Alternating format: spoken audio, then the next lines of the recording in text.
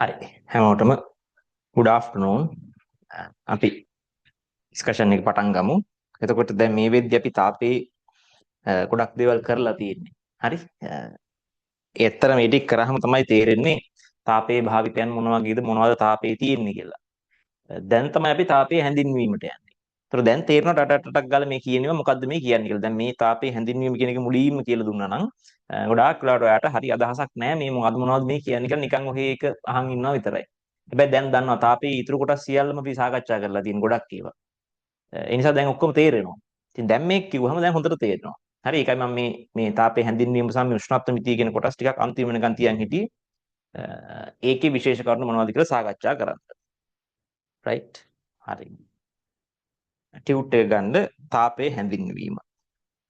තාපේ හැඳින්වීම කියන මුලම ටියුට් එක මුලම කොටස ටියුට් එකේ තියෙන පළවෙනි කොටස තාපේ හැඳින්වීම කියන එක. හරි. මේක ඔස්සේ යම් පල්ලෙහාට ඔයාලා ගාව ටියුට් එක තියෙන නිසා මම මේකයි ෂෙයා කරන්නේ. මම කතා කරන් යන ගමන් අවශ්‍ය දේවල් ඔයාලට පැහැදිලි කරන් යන්නම්. හරි. ඊට දෙනවා මාක පෙන් ටිකක් අරන් එන්න.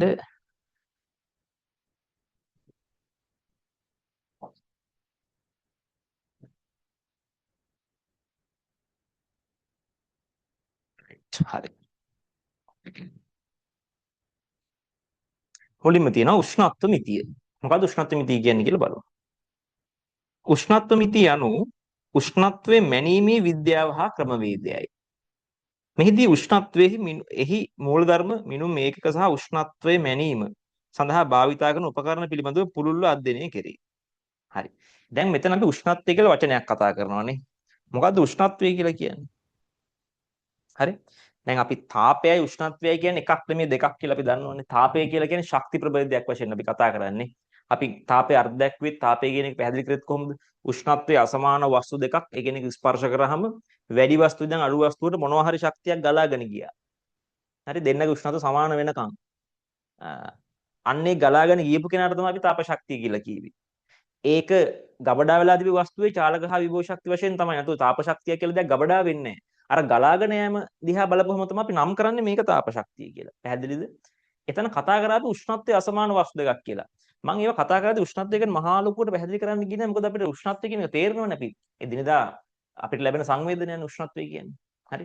මොකක්ද අතන උෂ්ණත්වය කියලා කියන්නේ? උෂ්ණත්වය කියලා කියන්නේ අපේ මේ හැමට දැනෙන ඕන දෙයක් ඇල්ලුවාම හරි නේද? අපි උෂ්ණත්වය හැමෙන්නේ ගන්නෙ. ඇහෙන් ගන්න බෑනේ උෂ්ණත්වය. කනෙන් ගන්න බෑ. නාහෙන් ගන්න බෑ. ඉතින් මේ ස්පර්ශයෙන් හැමෙන් තමයි උෂ්ණත්වය අපි ගන්නෙ. දිවෙන් නම් පුළුවන් නේ. දිවෙන් පුළුවන්. හැමෙන් පුළුවන්. එතකොට ඇත්තටම උෂ්ණත්වය කියලා කියන්නේ අපිට වස්තුවක දැනෙන අර රස්නේ සීතල බව. නේ? රස්නේ සීතල බව තමයි උෂ්ණත්වය කියලා කියන්නේ. දැන් එහෙම සංවේදනයක් මිනිස්සුන්ට තිබ්බා. දැන් අපි මුලටම පොඩි කාලේ හරි දැන් තව ටික කාලයක් නේද ලියන්න තියෙන්නේ. නමුත් එහෙම මේක පටන් ගත්ත මුල් කාලේ දිහා මතක් කරලා බැලුවොත් ඒ කාලේ ඔයාලා මතක ඇති මේ සාකච්ඡා කරා අපි ඒ කාලේ මේ මොනවද භෞතික විද්‍යාවේ මූලික රාශීන් ගැන කතා කරා. එතනත් උෂ්ණත්වය තිබ්බනේ. ඒ කියන්නේ උෂ්ණත්වය කියන කෙනා දැන් ඒ වගේ රාශීන් තමයි අපි කතා කරේ ස්කන්ධය, කාලය, නේද දිග. දැන් ඒ වගේ ඒවා එක්කෙනෙක්ව තව කෙනෙක් ඇසුරෙන් කියන්න බෑ. ඒකනේ ඒක මූලික රාශියක් කියලා කිව්වේ. ඒතර උෂ්ණත්වයත් එතන තිබ්බා. කියන්නේ උෂ්ණත්වයත් තව කෙනෙක් ඇසුරෙන් නිකන් දිග, පළල දිග, වර්ගඵලය, කාලයෙන් බෙදලා හරමේ කළා උෂ්ණත්වය හදාගන්න බෑ. උෂ්ණත්වය කියන තනි වෙනම කෙනෙක්. තනි වෙනම සංවේදනයක්. ඒක අපිට දැනෙන සංවේදනයක්. උෂ්ණත්වය කියලා කියන්නේ. අපිට දැනෙන රස්නේ සීතල බව තමයි උෂ්ණත්වය කියලා කියන සරලව. දැන් එහෙම වුණාට පස්සේ මිනිස්සුන්ට ඊළඟට ඕන දේ තමයි මේක කීයද කියලා මැනගන්න. හරි? ඕනම දෙයක් අපි qualitatively ඒ කියන්නේ ගුණාත්මකව දැනගත්තාම මිනිස්සුන්ට ඊළඟට ඕන දේ තමයි ප්‍රමාණාත්මකව මේක කීයද කියලා බලා ගන්න. quantitatively. ඒකට මෙයාලා එහෙනම් මෙතනින් එහාට පරිමාණ හදා ගන්න ඕනේ සම්මත අර්ථ දක්ව ගන්න ඕනේ මෙන්න මෙතන උෂ්ණත්වය මෙච්චරයි මෙහෙම තිබ්බොත්. මේක මෙහෙම වුණොත් උෂ්ණත්වය මේක ඉලක්කමක් වශයෙන් මෙච්චරයි. ඔහොම දැන් හදා ගන්න. ඔන්න ඔය ක්‍රියාවලිය තමයි මේ උෂ්ණත්ව මිතිය කියන කොටස කතා කරන්නේ. සහ මේ අර්ථ දැක්වීම සහ එතනින් පස්සේ උෂ්ණත්ව මිතිය මුළු කොටසම කතා කරන්නේ ඔන්න ඔය කතාව. සහ මේ උෂ්ණත්ව මාන මේවා මයින් උපකරණ මොනවද? ඒවා වැඩ කරන්නේ කොහොමද? ඒ වගේ තිබිය යුතු ගුණාංග මොනවද? හරි? ඒ වගේ දේවල් ටිකක් තමයි මෙතන අපි කතා කරන්නේ. රයිට්. අපි යමු. මූලික සංකල්ප මොනවද? උෂ්ණත්වය. සිරුරක පවතින උණුසුම හෝ සිසිලස පිළිබඳ මිනුම උෂ්ණත්වය ලෙස හැඳින්වේ. චාලක අණුක වාදයට අනුව මේ පදාර්ථයේ අන්තර්ගත අණුවල මධ්‍යන්න චාලක ශක්තිය මිනුමකි. දැන් ඔන්න අපි කතා කරලා තිනවනේ. නේද? වායුවක වගේ උෂ්ණත්වය ගත්තොත් උෂ්ණත්වය රඳා පවතින චාලක ශක්තිය මත. ලියලා පෙන්නලා තියෙන්නේ. උෂ්ණත්වය වැඩි වෙන විට අණුවල චලිතයද වේගවත් වේ. උෂ්ණත්වය වැඩි වුනහම චාලක ශක්තිය වැඩි වෙනවා. මතක නේද? 2න් 3යි KT කියලා හැම ආවේ චාලක ශක්තිය වායු වලදී අපි. ඉතින් මේ උෂ්ණත්වය වැඩි වෙන්න චාලක ශක්තිය වැඩි වෙනවා. ඒ නිසා උෂ්ණත්වයේ මත වස්තුවක හෝ අණුවල චාලක ශක්තිය රඳා පවතිනවා. තාපය කියන්නේ මොකද්ද? තාපය යනු උෂ්ණත්ව වෙනසක් හේතුවෙන් වැඩි උෂ්ණත්වයක් සහිත ස්ථානයක සිට අඩු උෂ්ණත්වයක් සහිත ස්ථානයකට ගලා යන ශක්ති ප්‍රභේදයයි. හරිනේ. සරලයි. තාපගති විද්‍යාවේ ශුන්‍ය ආදී නියම අපි ඉගෙනගෙන තියෙනවා. දැන් මම මේ මතක් කරනවා. මොනවද ශුන්‍ය නියමේ? මොකද්ද කිව්වේ? A සහ B වස්තුන් දෙකක් C නම් තවත් වස්තුවක් සමග වෙන වෙනම තාප සමතුලිතතාවයේ පවතී නම් A සහ B ද එකිනෙක සමග තාප සමතුලිතතාවයේ පවතී. උෂ්ණත්වය නම් භෞතික රාශියක් පවතින බවටත් ඒ මැනිය හැකි බවටත් පදනම සපයන්නේ මෙම නියමයයි. හරි? ඕවා ඉතින් මම තාපගති විද්‍යාව මුතර කතා කරලා තියෙන ඉතින් දැන් ආයෙ ඒවා පැහැදිලි කරන්න යන්නේ නැහැ. උෂ්ණත්ව මිතික ගුණ මොනවද? වස්තුවක උෂ්ණත්වයේ ප්‍රමාණාත්මකව මැනීම සඳහා උෂ්ණත්වමාන භාවිතා කෙරේ. තර්මෝමීටර්ස් උෂ්ණත්වමාන ගන්නවා. උෂ්ණත්වයේ සමග විචලනය වන්නා වූ භෞතික ගුණ උෂ්ණත්වමිතික ගුණන් හයිලයිට් කරගන්න. උෂ්ණත්වයේ සමග විචලනය වන්නා වූ භෞතික ගුණ උෂ්ණත්වමිතික ගුණ ලෙස හැඳින්වේ. හයිලයිට් කරගන්න. උෂ්ණත්වයේ සමග විචලනය වන්නා වූ භෞතික ගුණ උෂ්ණත්වමිතික ගුණ ලෙස හැඳින්වේ. ඒ කියන්නේ උදාහරණයකට දැන් මම දන්න එකක් කියනවා. මොකද්ද? උෂ්ණත්වයත් සමග වෙනස් වෙනවා රසදිය කඳක පරිමාව. හවුද නැද්ද? ඔව්නේ. ඇයි? රත් කරාම ප්‍රසාරණය දැන් ඉගෙනගෙන තියෙනවා.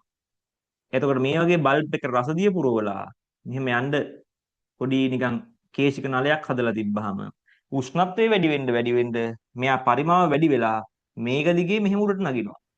ඒකෙන් අපිට උෂ්ණත්වය මැන ගන්න පුළුවන් කීයද කියලානේ. පැහැදිලිනේ. ඒ කියන්නේ මේ රසදිය කඳේ පරිමාව කියන එක උෂ්ණත්වමිතික ගුණයක්. එකගයිද? ඔව්නේ. උෂ්ණත්වමිතික ගුණයක්නේ. ඇයි? මෙයා කියේ මොකද්ද උෂ්ණත්වමිතික ගුණයක් කියන්නේ? උෂ්ණත්වයේ සමග විචලනය වන්නා වූ භෞතික ගුණ. දැන් මෙයාගේ පරිමාව උෂ්ණත්වමිතික ගුණයක්. හරි? සමහර ලාවට කිසියම් දෙයක ප්‍රතිරෝධය වෙන්න පුළුවන්. උෂ්ණත්වමිතික ගුණයක්. මොකද ප්‍රතිරෝධය උෂ්ණත්වයත් එක්ක වෙනස් වෙනවා. අන්න ප්‍රතිරෝධය උෂ්ණත්වමිතික ගුණයක්. ඊට පස්සේ නේද? දිග උෂ්ණත්වමිතික ගුණයක්. වෙනස් වෙනවා. ඒතර ඒක අණුව උෂ්ණත්ව මැන ගන්න පුළුවන්. උෂ්ණත්ව මාන හදන්න පුළුවන්. සරල උෂ්ණත්වමිතික ගුණ කියලා කියන්නේ උෂ්ණත්වයත් එක්ක වෙනස් වෙන මොකක් හරි භෞතික රාශියක්. උෂ්ණත්වමිතික ගුණයක් සතු විය යුතු මූලික අවශ්‍යතා මොනවද තියෙන්න ඕනේ?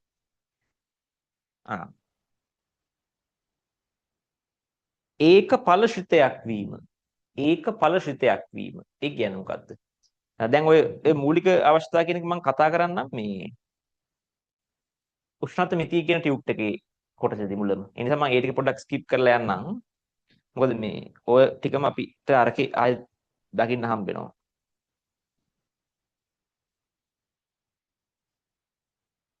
ඒ නිසා මම උතනයි බොරුවට කියන්න ඕනේ. අපි මේ උෂ්ණත්වමිතික ගුණයක තිබිය යුතු ගුණාංග මොනවද කියන එක අපි ඊළඟ අර උෂ්ණත්වමිතිය කියන කොටස යටතේ කතා කරමු. දැන් උෂ්ණත්ව පරිමාණ කියන තැනට යන අංක 3 උෂ්ණත්ව පරිමාණ. දැන් ගුණයක් උෂ්ණත්වමිතික ගුණ කියලා දේවල් තියෙනවා කියලා දන්නවා. ඒ වගේ ගුණාංග අපි දන්නේ නැහැ. ඒක අපි තව චුට්ටකින් කතා කරමු. හරි. දැන් අපි කියනවා මොනවද? උෂ්ණත්ව පරිමාණ.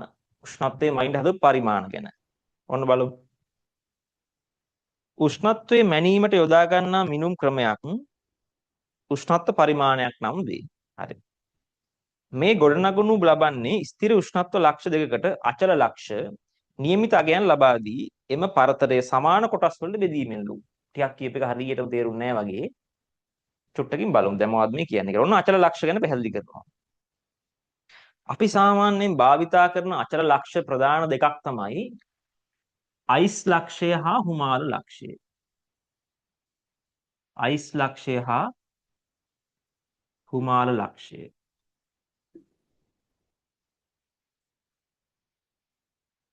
හරි. ඔන්න හොඳට දන්න දේවල් දැන් මට පොඩ්ඩක් chat එකේ දාන්න ඕනේ. අයිස් ලක්ෂය කියලා කියන්නේ මොකද්ද? අයිස් දිය වෙන වෙලාව. මට කියන්න අයිස් දිය වෙන්නේ සෙල්සියස් කීයද? ටක් ගාලා දාන්න chat එකේ. දිය වෙන අයිස් නැත්තම් අයිස් දිය වෙන්නේ සෙල්සියස් කීයද? ටක් ගාලා දාන්න chat එකට. අයිස් දිය වෙන්නේ සෙල්සියස් කීයද?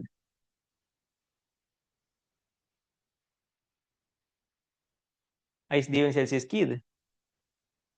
සෙල්සියස් බිඳුවේ.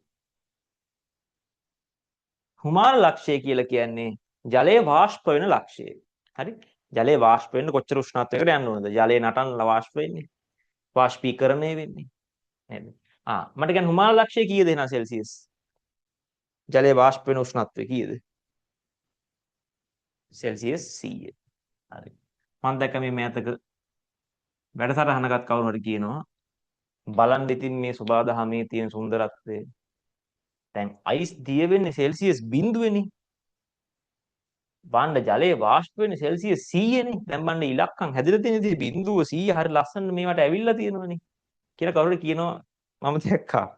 ඒක ඇත්තටම වැරදි. එහෙම නෙමෙයි ඒක වෙලා තියෙන්නේ. අයිස් දිය වෙන එක මිනිස්සු අඳුරගත්ත කිසියම් අචල උෂ්ණත්වයක තමයි වෙන්නේ කියලා. කියන්නේ ඕනම තැනක අයිස් දිය වෙන්නේ මෙන්න මේ උෂ්ණත්වය. ඒකට වෙනස් වෙන සාධක තියෙනවා නේ පීඩනය වගේ දේවල්. අපි ඒවා චුට්ටක් පැත්තකින් තියමුකෝ. ඕනම වෙලාවක අයිස් දිය වෙන්නේ මෙන්න මේ උෂ්ණත්වය කියලා මෙයාලා අඳුරගත්තා. හරිද?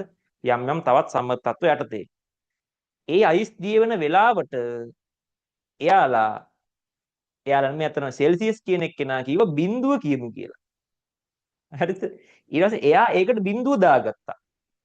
සෙල්සියස් පරිමාණය හදා ගන්නවා එයා එහෙම. ඊට පස්සේ මිනිස්සු දැක්කා වතුර වාෂ්ප වෙන උෂ්ණත්වයත් නියත මොකක් හරි දෙයක්. අපි කීයද කියන්නේ දන්නේ නැහැ. මොකක් හරි නියත තත්වයක නියත උෂ්ණත්වයක තමයි වතුර වාෂ්ප වෙන්නේ. ජලය වාෂ්ප වෙන්නේ. අන්න සෙල්සියස් කීවා එතෙන්ද අපි 100 කියලා කිව්වා. එහෙමයි ඔක හැදුනේ. නැතුව බිඳුවේදී අයිස් දිය වෙනවා 100ේදී වතුර වාෂ්ප වෙනවා කියලා නෙමෙයි වෙන්නේ. අයිස් දිය වෙන වෙලාවට ඒ උෂ්ණත්වයට බිඳුව කියලා මෙයාලා කීවා. කියලා පරිමාණය හදාගත්තා. මේ හිමාලය නේද මේ ජලයේ හිමාලයේ බවට පත් වෙන නේද ජලයේ වාෂ්පීකරණය වන උෂ්ණත්වයට එයාලා කිව්වා 100 කියලා කියමු කියලා. අන්න එහෙම එයාලා අචල ලක්ෂ දෙකක් දාගත්තා. දැන් සෙල්සියස් පරිමාණය ගත්තොත් පදනම් වෙන්නේ මෙන්න මේ ලක්ෂ දෙක මතනේ. මොකද්ද කලින් උෂ්ණත්වමිතික පරිමාණවල කිව්වේ? කිසියම් අචල ලක්ෂ දෙකක් තෝරාගෙන ඒ අතර ප්‍රමාණය සමාන කොටස් වලට බෙදීමෙන් උෂ්ණත්ව පරිමාණයක් හදා ගන්නවා. ඔව්නේ. සෙල්සියස් පරිමාණය හදලා තියෙන කීයද? අයිස් ලක්ෂයට බිඳුව කීවා, හුමාල් ලක්ෂයට 100 කීවා. දැන් බිඳුවයි 100යි අතර ටික එකින් එකට කඩා ගත්තාම අන්න සෙල්සියස් 1 2 3 4 5 වම ගිහිල්ලා 40 50 60 70 90 95 96 97 98 99 100. ඔන්න බිඳුවේ ඉඳන් 100 දක්වා සෙල්සියස් පරිමාණය හැදුනා. තේරිච්ච කට්ටිය yes chat එකට. දැන් බන් තේරිච්ච කට්ටිය yes. ඔන්න සෙල්සියස් පරිමාණය හැදිච්ච විදිය තේරුණා.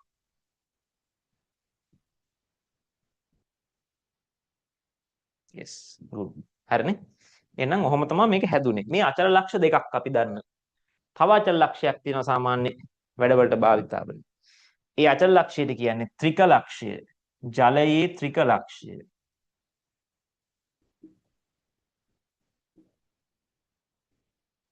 ජලයේ ත්‍රික ලක්ෂය. හරි? ජලයේ ත්‍රික ලක්ෂයත් අචල ලක්ෂයක්. ඒ කියන්නේ ඒක වෙන්නේ හැම වෙලෙම මේ අවස්ථාව උදා වෙන්නේ කිසියම් නියත උෂ්ණත්වයකදී. ජලයේ ත්‍රික ලක්ෂය. ජලයේ ත්‍රික ලක්ෂය කියන්නේ මොකද්ද? අපි සාමාන්‍යයෙන් graph එකක් ඇඳුත් මේ පැත්තට පීඩනය දාලා මේ පැත්තට උෂ්ණත්වය දාලා මම මේකේ තියෙන එකෙන් මම දින්නම් මේකේ තියෙන්නේ සෙල්සියස් වලින් සෙල්සියස් දාලා මම අර කීවේ අයිස් ලක්ෂය නැත්තම් අයිස් දිය වෙන සෙල්සියස් බිඳුවේ වතුර වාෂ්ප වෙන සෙල්සියස් 100 කියලා. ඔය වැඩේ වෙන්නේ ඇත්තටම වායුගෝලීය පීඩනය කියන්නේ 1 atm වල. 1 atm වල සෙල්සියස් බිඳුව මෙතන සෙල්සියස් 100 මේ හරිය කියමුකෝ. කියන්නේ 1 atm කියන පීඩනයේදී ඝන ද්‍රව බවට පත් වෙනවා සෙල්සියස් බිඳුවේදී ද්‍රවයේ වාෂ්ප වෙනවා සෙල්සියස් 100 දී. හැබැයි පීඩනය වෙනස් කරන්න ඕක වෙනස් වෙනවා. ඕක අපි ඇන්දොත් විචලනේ මෙන්න මෙහෙමලු වෙන්නේ.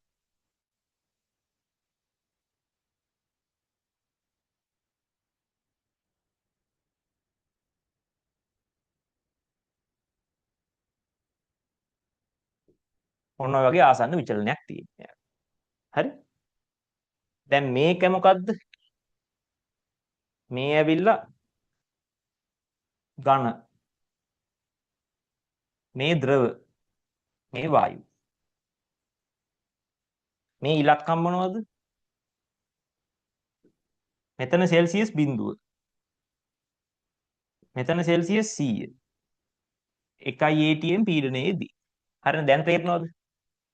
මේකේ තියෙන්නේ 1 atm පීඩනයේදී ඝන ද්‍රව බවට පත් වෙන්නේ සෙල්සියස් බිඳුවේ තමයි මේ. හරිනේ. හැබැයි පීඩනය තව චුට්ටක් වැඩි වුණොත් එimhe ඊට වෙන උෂ්ණත්වයකදී. පැහැදිලි. තව වෙනවා තව උෂ්ණත්වයකදී. වෙනස් වෙනවා උෂ්ණත්වය. ඊට පස්සේ මේ ද්‍රව වායු බවට පත් වෙන්නේ 1 atm කියන පීඩනයේදී සෙල්සියස් 100. බැලුවත් පීඩනය ඊට අඩු කරොත් එimhe ඊට අඩු උෂ්ණත්වයකදී. තව අඩු කරොත් ඊට අඩු උෂ්ණත්වයකදී. හරි. ඔහොමම අඩු වී යනවා. පීඩනය අඩු ගන්න අඩු ගන්න අඩු ගන්න. ඔහොම පීඩනය මං අඩු කරන් ගියොත් හරි එක ලක්ෂයක් එනවා. මොකද්ද?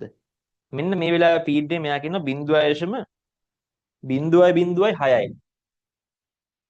පීඩනය මම 0.0.6යි atm දක්වාම අඩු කරොත් හරි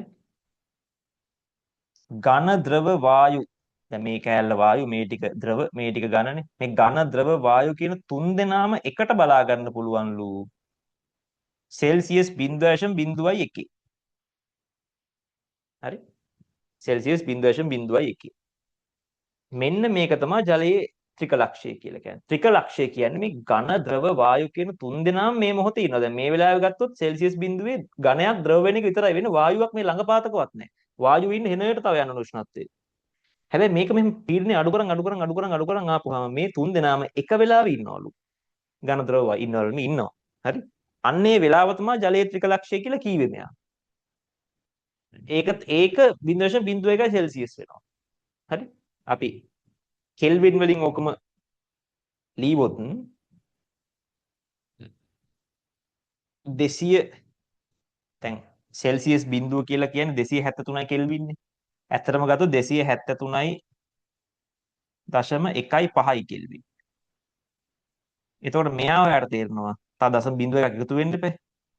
273.1.6යි කෙල්වින් තමයි මෙතන තියෙන්නේ. අපි සාමාන්‍යයෙන් ගණන් වලට ගන්නේ බිඳුව කියන්නේ 273යි කෙල්වින් කියලා. එතෙන් නම් තමයි මේක අනික ඔක්කොම හදන්නේ. හැබැයි ඉතින් ඇත්තටම ගත්තොත් මේක තමයි වැලියුස් දෙක. ඒ නිසා මෙන්න මේ වැලියු එක උතන දීලා තියෙනවා උඩ. ඔයාලට මේ විස්තරය සම්පූර්ණයෙන් දීලා තියෙනවා. මේ graph එකට ඇඳලා දීලා තියෙනවා. ඒ නිසා මේක අඳින්න අවශ්‍ය නැහැ. මේ කතාව තේරුම් ගන්න. ජලයේ ත්‍රිකලක්ෂය triple point of water. ජලයේ ජල වාෂ්ප සහ අයිස් යන අවස්ථා තුනම තාප සමතුලිතතාවයේ පවතින උෂ්ණත්වයයි. මෙහි යගේ 273.1.6යි කෙල්වින්. නැත්තම් සෙල්සියස් වල 0.01යි සෙල්සියස්. ඒකත් අචල ලක්ෂයක් වෙනස් වෙන්නේ නැහැ ඕක. මෙන්න මේ පීඩනයේදී මේ උෂ්ණ මෙන්න මේ කියන උෂ්ණත්වයේදී හරියට මේ වැඩේ වෙනවා. ඒ නිසා ඒක අචලයි ඒ උෂ්ණත්වය. ඕනම වෙලාවක ඒ සංසිද්ධිය වෙන්න වෙන උෂ්ණත්වය බැලුවොත් මේක තමයි 0.01 සෙල්සියස්. හරි? ඒකයි අපි කියන්නේ ඒකට අචල ලක්ෂයක් කියලා. ඕන යටින් ওই graph දෙක ඇඳලා තියෙනවා. හරි?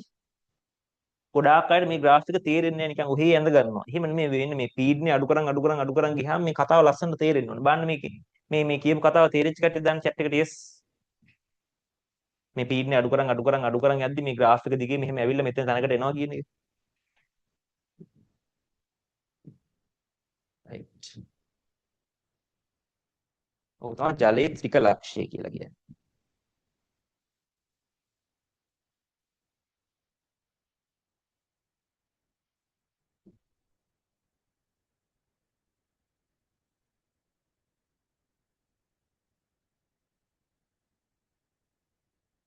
ටැබ් දෙන්න.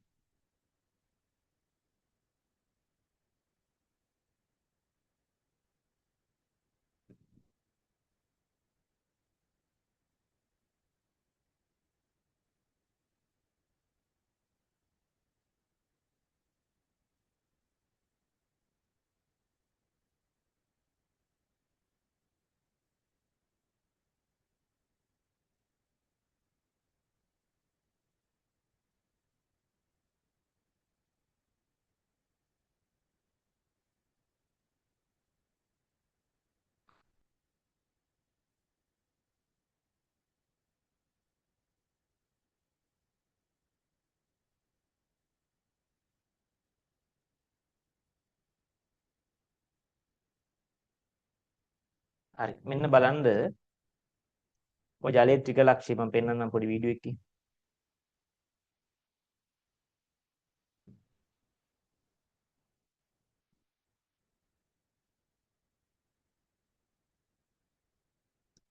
සවුන්ඩ් ෂෙයා කරන්න.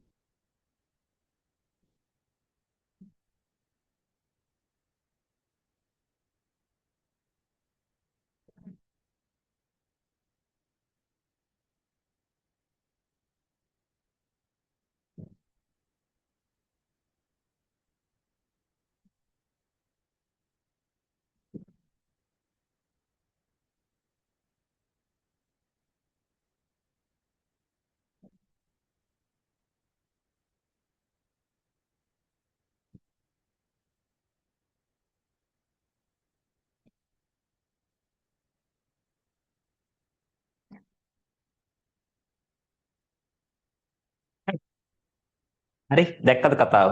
දැක්කද එකම මොහොතේ හිමාලයයි වතුර නටන්නේ අර වතුර බුබුලු බුබුලු දානවා පේන වතුර නටනවා. ඒ වෙලාවේ මයිසුත් හැදෙනවා ජලයක් තියෙනවා. තුනම මාරුවෙන් මාරුවට මාරුවෙන් මාරුවට මාරු වෙවි මාරු වෙවි මාරු වෙවි තියෙනවා. පැහැදිලිද? ඔන්න ජලයේ ත්‍රික ලක්ෂ්‍යය. ඒකත් අචල ලක්ෂයක් විදිහට භාවිතා කරනවා. දැන් අපි මේ කතා කරන පරිමාණ වල භාවිතා කරලා නැහැ. නමුත් ඒක වෙන වෙන වැඩවලට භාවිතා කරනවා. ඒක 270.16 කෙල්වින්. සෙල්සියස් නම් 0.01.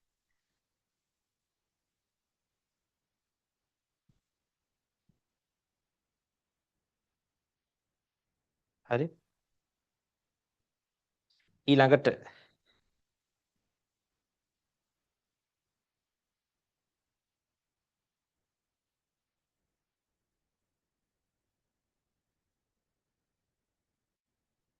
ඊළඟට ඔය graph එක තියෙනවා දැන් ඔක අදහසක් ගන්න පුළුවන්. ප්‍රධාන උෂ්ණත්ව පරිමාණ. හරිනේ. උෂ්ණත්ව පරිමාණ අපි ප්‍රධාන වශයෙන් දන්නේවා තුනක් තියෙනවානේ. සෙල්සියස් පරිමාණය, ෆැරන්හයිට් පරිමාණය, කෙල්වින් පරිමාණය.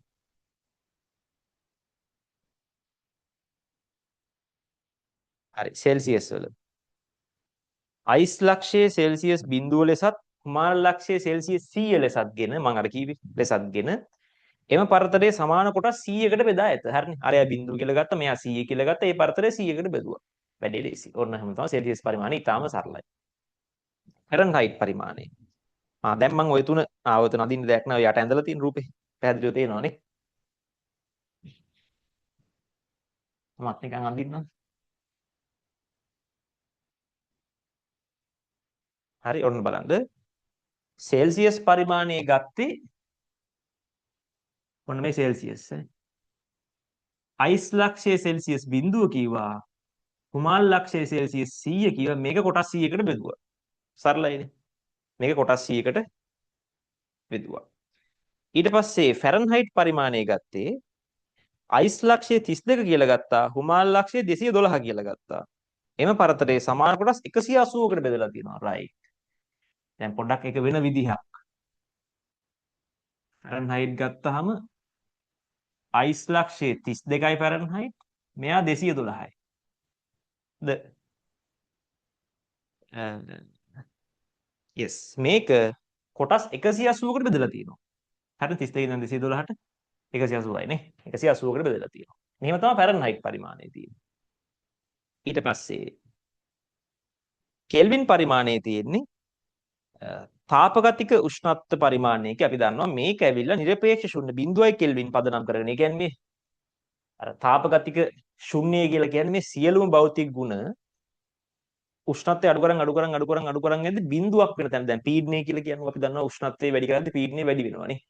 PV සමාන nRT ගත්තත් V නියතයි නම් nR දෙක නියතයි නම් P එක්ක T සමානුපාතික වුණා. තාපගතික උෂ්ණත්වය කෙල්වින් වලින් මයිනස් උෂ්ණත්වය කියලා අපි වෙලේ කතා කරේ. ඒ කියන්නේ එහෙනම් T කියන එක න උෂ්ණත්වය ටික ටික අඩු කරන් අඩු කරන් අඩු කරන් අඩු කරන් යද්දි පීඩනය ටික ටික අඩු වෙගෙන අඩු වෙගෙන අඩු වෙගෙන යන්න ඕනේ. ගිහිල්ලා පීඩනයේ බිඳුවක් වෙන්නේ කොතනද? කෙල්වින් බිඳුවේදී. ඔන්න ඔක තමයි නිරපේක්ෂ ශුන්‍ය කියලා කියන්නේ. කවදාවත් ඒක අපිට ළඟා වෙන්න හරිම අමාරු තැනක්. නමුත් ඒ ආසන්නයේ ගිහිල්ලා කරපු ප්‍රැක්ටිකල්ස් තියෙනවා. හරි? ඉතින් අන්නේ සියලුම භෞතික ගුණ සියලුම උෂ්ණත්වමෙතික ගුණ බිඳුවක් වෙනවා නිරපේක්ෂ ශුන්‍යයට ගෙනිච්චොත්. අන්න යාට තමයි මෙයා කිව්වේ කෙල්වින් බිඳුව කියලා. ඒක තියෙන්නේ මෙතන ඉඳන් සෑහෙන මල්ලෙහා. මෙන්න මේ හරිය තමයි ඒක තියෙන්නේ. කෙල්වින් පරිමාණය. එතෙන්ද කියව බිඳුව කියලා. හරිද? සෙල්සියස් වලින් ගත්තාම ඒක ඇවිල්ලා හරියනවා කියන්නේ කොතෙන්ද? දැන් මෙතන බිඳුවනේ. එහෙනම් මෙතන ඍණ 273.15යි සෙල්සියස් වෙන්න ඕනේ. හරිද? මේ අගයක් තියෙනවා. මේකෙදි මේවා මතක තියාගන්න අවශ්‍ය නැහැ. මේ සෙල්සියස් එක තමයි මතක තියාගන්න ගොඩක් අවශ්‍යතාවය තියෙන්නේ. මෙතනත් අගයක් එනවා. හරි? එතකොට සෙල්සියස් බිඳුව කියන්නේ කෙල්වින් කීයද එහෙනම්? දැන් මෙතන ඉඳන් 270.15ක් පල්ලෙහානේ. එහෙනම් මේ ગેප් එක 270.15ක් වෙන්න බෑ. එහෙනම් මෙතන බිඳුව නම් මෙතන 273.15යි කෙල්වින්. 100ට ගියාම එහෙනම් 373.15යි කෙල්වින්. හරි? ඔන්න උෂ්ණත්වදික පරිමාණ තුනක් තියෙනවා මෙතන. Celsius, Fahrenheit, Kelvin. මේ ෆැරන්හයිට් සෙල්සියස් වගේ පරිවර්තන ඉතින් එච්චර අවශ්‍ය වෙන්නේ අපිට කවදාවත් එහෙම අහන්නේ නැහැ. මේවා මතක තියාගන්න බෑ එතකොට. හැබැයි සෙල්සියස් කතාව දැනගන්න ඕනේ, කෙල්වින් කතාව දැනගන්න ඕනේ. හරි? දැන් සෙල්සියස් කෙල්වින් කරන එක හරිම ලේසි. දැන් ඔන්න අපි කියමුකෝ සෙල්සියස් අගයක් කෙල්වින් බවට හරවන්නේ කොහොමද? නේ? සෙල්සියස් බිඳුව කියන්නේ කෙල්වින් 270.15. හරි? සෙල්සියස් 100 කියන්නේ 300 sorry සෙල්සියස් 100 කියලා කියන්නේ 370.15. ඒ කියන්නේ හැම වෙලේම සෙල්සියස් අගයට 273.15ක් එකතු වෙලා තමයි කෙල්වින් අගය එන්නේ. ඒ නිසා සාමාන්‍ය අපි සෙල්සියස් වලින් ගන්න එක තීටා කියලා ගන්නෙ. තීටට 273.15ක් එකතු කරා නම් කෙල්වින් අගය අපි T කියලා ගන්නවා. T අගය එනවා. කෙල්වින් වලින් උෂ්ණත්වය එනවා. ඕකම අනිත් පැත්තට ඔයාලට තේරෙනවා නම් කෙල්වින් එකක් සෙල්සියස් කරන්න 273.15ක් අඩු කරන්න ඕනේ. හැබැයි ඉතින් අපේ ගොඩක් ගණන් වලදී අපේ භාවිතයේදී ඔක විභාවිතා කරන්නේ 273ක් කියලා තමයි ගන්නෙ. ගැටලු වලදී. හරි මේකයි පහතින් අතහැරලා දාලා 273ක් එකතු කරලා හෝ අඩු කරලා තමයි සෙල්සියස් අගයක් කෙල්වින් කරගන්නේ. පැහැදිලිද? මතක තියාගන්න ඕනේ තමයි ටක් ගාලා බලන්න. සෙල්සියස් බිඳුව කියන්නේ කෙල්වින් වලින් 273 කියලා මතකයිනේ. ඕක මතක තියාගන්න. දැන් ඔයාලට ඕන එකක් ටක් ගාලා හදාගත්ත හැකි. හැම වෙලේම එහෙනම් සෙල්සියස් වල 273ක් ඉස්සරහින් තමයි කෙල්වින් ඉන්නේ. ඕනම සෙල්සියස් අගයක් කෙල්වින් කරන් 273ක් එකතු කළ යුතුයි ඔබ. හරි? එහෙම වුණාම ඉතින් ඔය සෙල්සියස් උෂ්ණත්වය දෙද්දිත් දෙනවා නිකන් සෙල්සියස් 23යි. ටක් ගාලා ගන්නවා 23යි නම් 273ක් එකතු වුණාම 300යි කෙල්වින් එන්නේ. ඒ 300 හැදෙන්න තමයි 23 දෙන්නේ. හරි. ඒ වගේ ඒවා අපිට හම්බ වෙනවා ගණන් වල. නව කතාව තියෙනවා උතන උෂ්ණත්ව පරිවර්තනය. කොටුවක් දාලා තියෙනවා.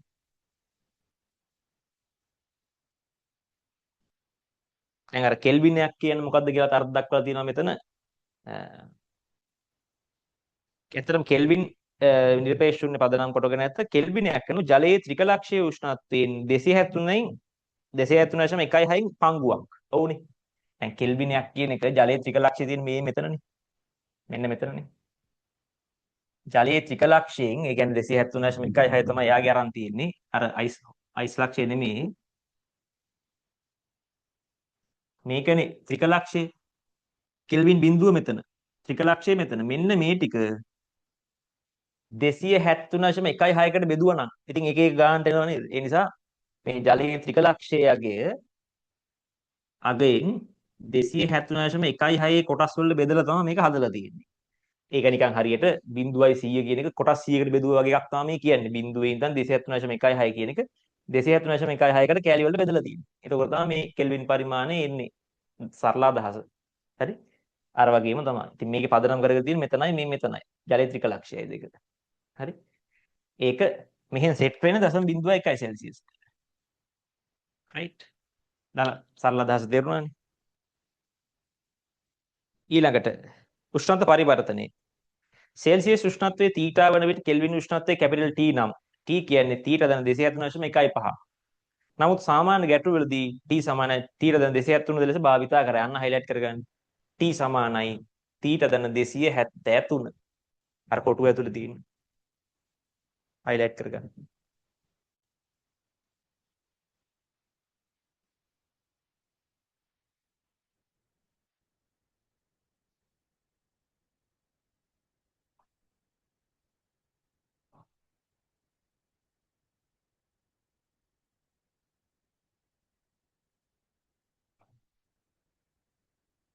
හරිනේ. මේක හයිලයිට් කරගත්තා. රයිට්. ඔතන ඉගෙන ගන්න ඕන දේ ඇත්තටම සෙල්සියස් කෙල්වින් සහ කෙල්වින් සෙල්සියස් පරිවර්තනය පමණයි. ෆැරන්හයිට් පරිවර්තනය අවශ්‍ය වෙන්නේ නැහැ. හරි. ඕනනම් ඉතින් පුළුවන් 212න් 32ක් අඩු කරලා ඒක අර ගානට බෙදලා ඒක මේකට සමාන කරලා මේ ඕන වැලියු එකක් අනිත් පැත්තට හදාගත්ත හැකි. රයිට්. නේද? එහෙම හදා ගන්න කොහොමද හදාගන්නේ? මෙන්න මෙහෙම කරන්නේ. සරලයි. සෙල්සියස් කෙල්වින් සෙල්සියස් සහ ෆැරන්හයිට් දැන් කෙල්වින් ප්‍රශ්නයක් නැහැ නේ. නිකම් එකතු කරන්න තියෙන්නේ. සෙල්සියස් ෆැරන්හයිට් පරිවර්තනයක් තියෙනවා කියන්නකෝ. ඔයා හදා ගන්න ඕනේ මෙහෙම. සෙල්සියස් ගන්න මේ පැත්තට. ෆැරන්හයිට් ගන්නවා මේ පැත්තට. මේක දෙකම රේඛීය විදිහට යන්නේ. මෙහෙම ගහ ගන්නවා ඉරක්. සෙල්සියස් බිඳුව කියන්නේ ෆැරන්හයිට් 32. සෙල්සියස් 100 කියලා කියන්නේ ෆැරන්හයිට් 212. හරිනේ? 212. දැන් ඔයාලට හිතන්න සෙල්සියස් 50 ඕනේ කියලා. සෙල්සියස් 50 කියන්නේ ෆැරන්හයිට් වලින් කීයද? අපි දන්නේ නැහැ. F. ඉතින් අර පොඩි කාලේ මේ වගේ ඉරක අනුක්‍රමණය හොයන්නේ කොහොමද? මේ ඉරේ අනුක්‍රම ලියනවා මෙතනයි මෙතනයි අල්ලලා. කොහොමද? 100 ඍණ බිඳුව බෙදීම 212 ඍණ 32. මේක සමාන වෙනකොට මෙතනින් මෙතන ලියුවහමත් ඕකම එන්න එපා. 50 ඍණ බිඳුව බෙදීම f ඍණ 32. හොඳට උතනින් වාට f හොයාගත්ත හැකි. මෙන්න මෙහෙම තමයි මේක කටපාඩම් කරන්නේ නැතුව සූත්‍රයක් ඕන වෙලාවක සෙල්සියස් ෆැරන්හයිට් හැරවීමක් කරගන්න පුළුවන්. නොදන්නා කෙනා දාගත්ත අනුක්‍රමණයට ප්‍රකාශනයක් ලියව දෙකක් ලියව සමාන කරා. මේ කරබඩේ තේරිච්ච කට්ටිය දාන්න බන් chat එකට yes. මේ මෙතනයි මෙතනයි පොයින්ට් එක ගත්තා මෙතනයි මෙතනයි ගත්තා. අනුක්‍රමණය ලියව. හරිනේ. එහෙම අවශ්‍ය නම් පුළුවන් ඕනනම් ඔය කොහේ හරි තැනකින් ඔක නිකන් දාගන්න ඔය අර මම අර කොලයක් කොල ටිකක් තියාගන්න කිව්වේ. අන්න ඒ කොලේ හරි නිකන් මේක දාගන්නකෝ. සෙල්සියස් ෆැරන්හයිට් පරිවර්තන කියලා. ඕනනම් එහෙම කරා හැකියි. දාගන්න නිකන්.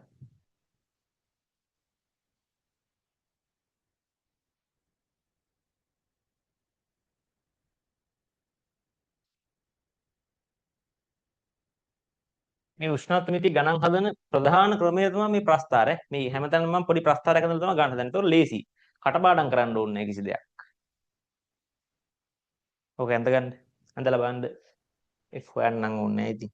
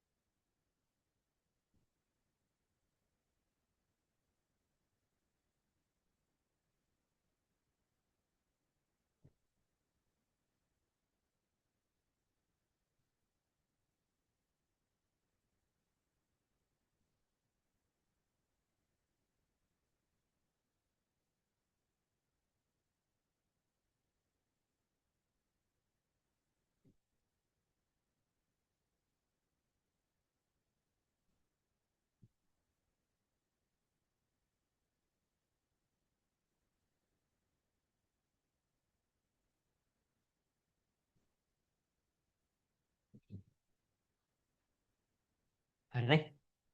ඔන්න ඔහොම මේක පරිවර්තනයක් කරගන්න පුළුවන්. රයිට්. ඊළඟ කොටසට යන්න. උෂ්ණත්වමානයක මූලධර්මයේ. හරි. ඒකත් දැන් මේ විදිහමයි ඈ. බලන්නකෝ.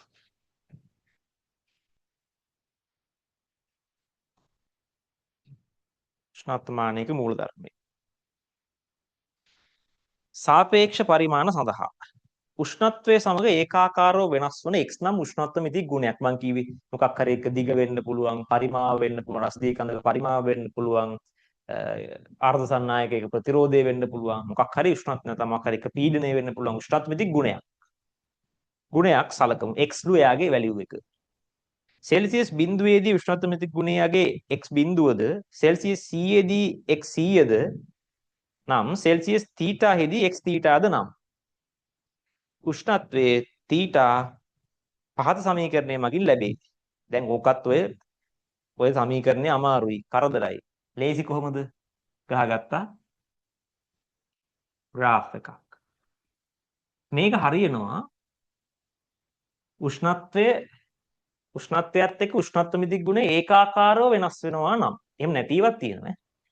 අපි ඒකාකාර වෙනස් වෙනයක් ගමු. පරිමාව ගමු, රසදී කඳක පරිමාව. අපි දන්නවනේ නේද? පරිමාව වෙනස් වීම ඩෙල්ටා v සමානයි v නෝට් ගැමා තීටානේ. ඒකාකාරයිනේ මෙයත් එක්ක. හැඩේ පරිමාව වැඩි වීම. පරිමාව වැඩි වෙන්නේ මෙහෙම ටික ටික. හරි. anyway කොහොම හරි මේක ඉරක් නෙන්නේ. වක්‍රයක් නෙමෙයි. එහෙනම් ප්‍රශ්නයක් නැහැ. ඒක මේ බිඳුවටම තියෙන්න ඕන කියලා එකක් නැහැ. දැන් මෙතන අපි අවසාන පරිමාව v තීට ගත්තොත් අපි දෙන්නේ v නෝට් ධන v නෝට් ගැමා තීටානේ. කියන්නේ y සමාන mx ධන c වගේ එකක්. ඒ නිසා මේක බිඳුවෙන්ම අවශ්‍ය නැහැ. කොහොම හරි මේක මෙහෙම ඉරක් විදිහට නයි යන්නේ. හරි? එක පැත්තකට ගන්නවා උෂ්ණත්වය. අනිත් පැත්තට ගන්නවා ඔය උෂ්ණත්ව මිතික ගුණය. සෙල්සියස් බිඳුවේදී උෂ්ණත්ව මිතික ගුණය x බිඳුවලු. සෙල්සියස් 100 දී උෂ්ණත්ව මිතික ගුණය x 100ලු. පරිමාව කියමු නැත්නම් මොකක් හරි ඒ උෂ්ණත්ව මිතික ගුණයේ ඉලක්කම. එහෙනම් සෙල්සියස් තීටාගේදී කීයද? ඒක x තීටාලු. ඉතින් කලින් වගේම x තීටා හොයන්න තියෙන ඔයාලට. හරි? ඉතින් හොයන්නේ කොහොමද? අර විදිහමයි. මේ උඩයි යටයි පොයින්ට් දෙක ගත්තොත් x 100 ඍණ x බිඳුව බෙදීම 100 ඍණ බිඳුව සමානයි මේකයි ගත්තොත් x θ ඍණ x බිඳුව බෙදීම θ ඍණ බිඳුව. ඕක නේද උතන් තියෙන සමීකරණේ. හවුනේ. 100 ඍණ බිඳුවට 100 දාලා θ ඍණ බිඳුවට θ දාලා. ඕක තමයි ඔය තියෙන්නේ. ඉතින් ඔතනින් ඔයාලට θ හොයා ගන්න පුළුවන්. θ උක්ත කරා නම් θ එනවා. හරි. θ දැම්මම මෙයා මෙහාට දාලා ගත්ත එකයි. ඉතින් ප්‍රස්ථාරිකව තීටාසියෙන් වඩා පහසු ක්‍රමයක එහා පිටුව. ඉතින් ඕක තමයි මම මේ කියන්නේ. ඒක මතක තියාගත්තා නම් ඇති අරක බොරුවට නගලන්න ඕනේ නැහැ. ඉතින් ඔය දැන් එතන ලියලා තියෙන කාගෙන්ද? L ගෙන් ලියලා තියෙන්නේ. thermetric property L. උෂ්ණත්ව ගුණය L කියලා. ඉතින් L ගෙන් ලියමු. ඉතින් ඔයාලා ඔතන ඉස්සරහ ඉඩක් තියෙන එකෙන් ලියන්න බෑ L ගෙන් තනියම. මොකද්ද?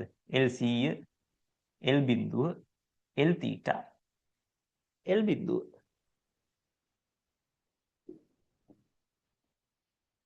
ඔන්න ඕක ලියලා ඊට පස්සේ ඔතනින් θ ගමු අපි. දැන් θ කියලා කියන්නේ නේද? L θ ඍණ L බිඳුව බෙදීම L 100 ඍණ L බිඳුව වතාවක් 100 නේ. ඔන්න θ මෙහෙමයි ගන්නෙ. කියන්නේ ඕනෑම වෙලාවක ඔයා ඒ අදාළ θ උෂ්ණත්වයේදී උෂ්ණත්ව මිතික ගුණය දන්නවනම් මේ ටික ඔයා කලින් දන්න දේවල් 100 ද කීයද බිඳුවද කීයද කියලා මේක අඩු කරාම එහෙම ගත්තා. ඒවට ගාණක් දෙන්න පුළුවන්. හරි.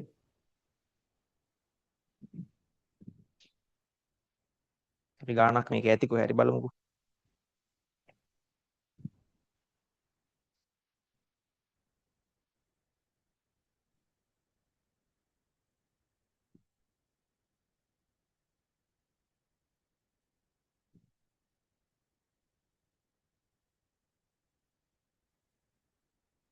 මේක ලියන්න කොතන ඉන්නේ?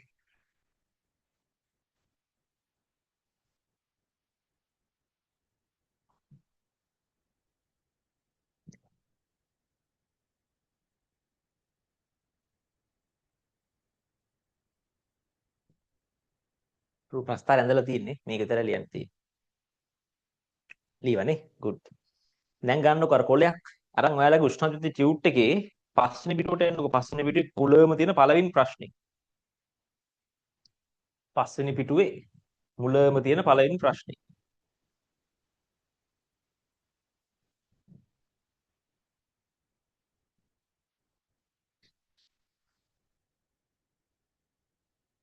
හරි. මොකක්ද ඒකේ පළවෙනි ප්‍රශ්නේ කියන්නේ?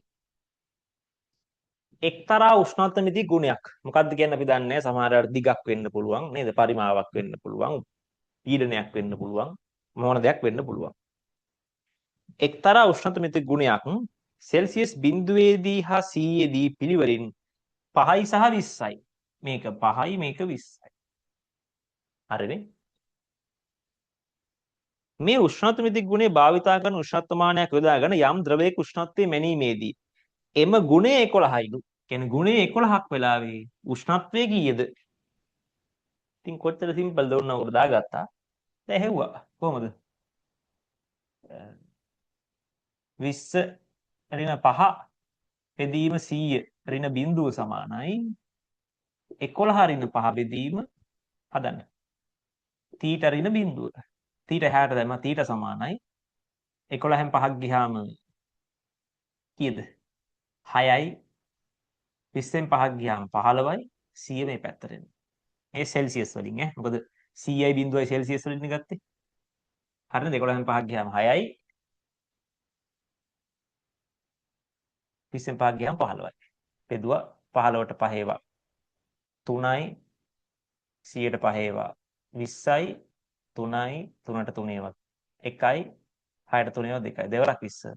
40යි සෙල්සියස්. ඔන්න සෙල්සියස් වලින් ගත්තා. කෙල්වින් වලින් ගන්න ඉතින් අපි දන්නවා මේකට 273 එකතු කරන්න ඕනේ. 40 ධන 273යි කෙල්වින්. ඒ කියන්නේ 270යි කියන්නේ 80යි 90යි 300යි 310යි. 313යි කෙල්වින්. කෙල්වින් කියන්නේ කැපිටල් කී ඈ. ඔන්න කම්ප්ලීට් කරගන්න ගන්න. මේක ඇන්දා සෙල්සියස් වලින් ගත්තා කෙල්වින් වලින් ගත්තා.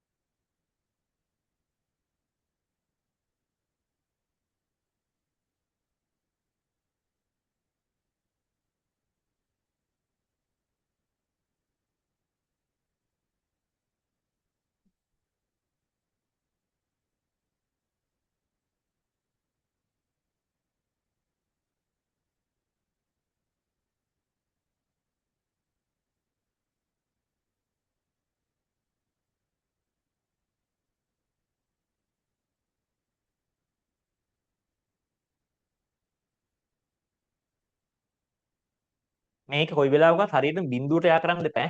මොකද බිඳුව නෙමෙයි මේක වෙන තැන් වලට යා වෙන්නේ. මේ y = mx ධන c ආකාරයෙන් හැදෙන්නේ ගොඩක් වෙලාවට. නිසා බිඳුවට යා කරන්න තු මේ මගින් නවත්තන්නේ ඒකයි මම. හරි? මේ කම්ප්ලීට් කරගෙන වැඩේ තේරුණා නම් දාන්න chat එකට done.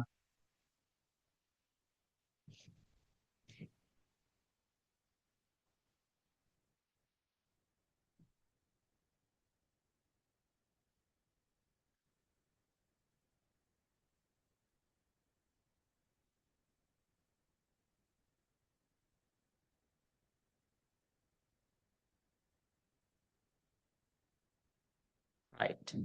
දැන් ආයන් අර ටියුට් එකේ අපි පැහැදිලි කිරීමට. ඔන්න ඊට යට තියෙනවා නිරපේක්ෂ පරිමාණ සඳහා. දැන් නිරපේක්ෂ පරිමාණ කිව්වේ කෙල්වින් පරිමාණනේ. ඒ වගේදී මොකද්ද කියන්නේ මෙයා? දැන් මතකනේ කෙල්වින් වලදී අපි ගත්තේ නිරපේක්ෂ ශුන්‍ය අවස්ථාවයි ත්‍රිකලක්ෂයයිනේ. ජලයේ ත්‍රිකලක්ෂයයි. එතකොට ඒකේ සමීකරණය පොඩ්ඩක් වෙනස්.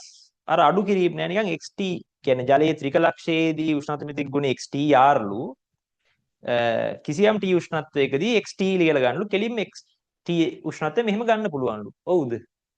අරකම තමයි හරි සරලයි. මොකද්ද?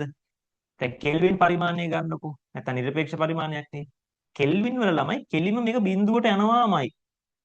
මොකද කෙල්වින් පටන් ගන්න බිඳුවෙන්නේ. කෙල්වින් බිඳුවේදී ඕනෑම උෂ්ණත්වමිතික ගුණයක් බිඳුව වෙනවාමයි. ඒක තමයි නිරපේක්ෂ ශුන්‍ය අර්ථ දැක්වීම. නිරපේක්ෂ ශුන්‍යයට උෂ්ණත්වය කියන්නේ නිරපේක්ෂ ශුන්‍යයට ගියොත් ඕනම උෂ්ණත්වමිතික ගුණයක් බිඳුව වෙනවා. කිසිම දෙයක් පවතින්න බෑ. බිඳුව විය යුතුමයි. තීරණයක් නම් බිඳුව වෙනවා. පරිමාවක් නම් බිඳුව නැති වෙලා යනවා. ඒක අපිට ප්‍රායෝගිකව ළඟා වෙන්න බැරි. හැබැයි ගියොත් එහෙම වෙන්න ඕන තීර ටිකයි.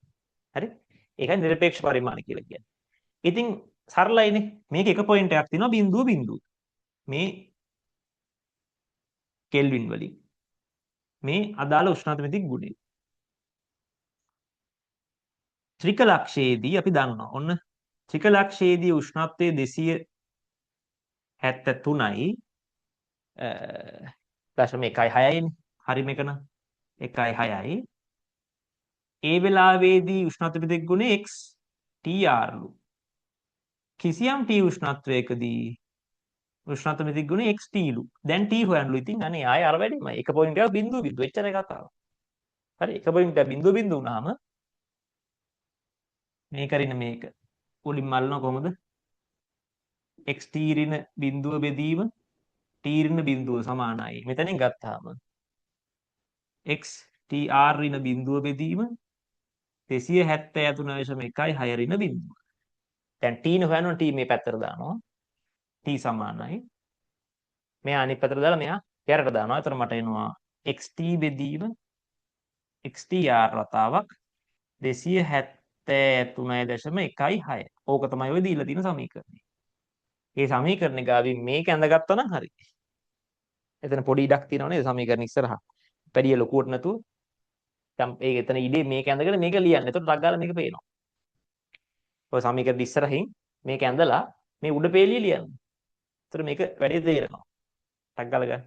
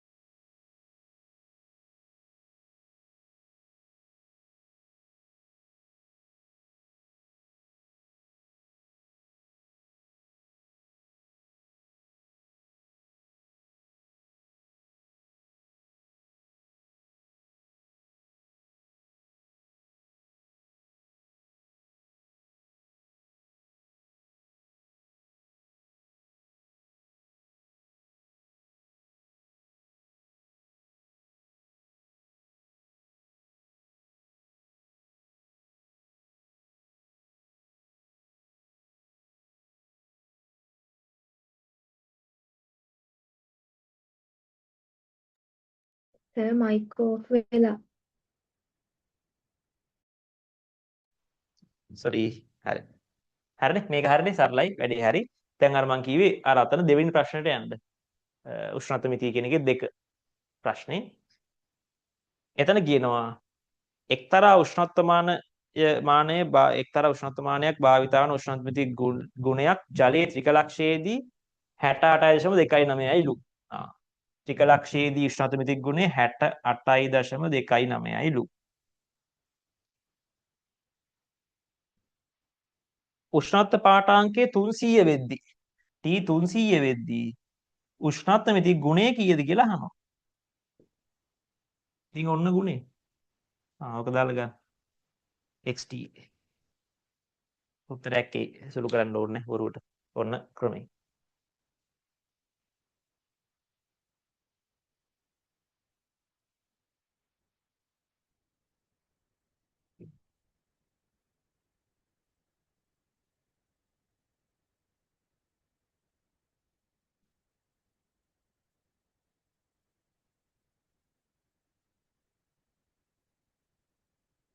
හරිනේ මම සුළු කරන්න අවශ්‍ය නැහැ. සුළු කරලා උත්තරේ ගන්න පුළුවන්. හරි. ආයන් ටියුට් එකේ පැහැදිලි කිරීම වලට උෂ්ණත්වමාන වර්ග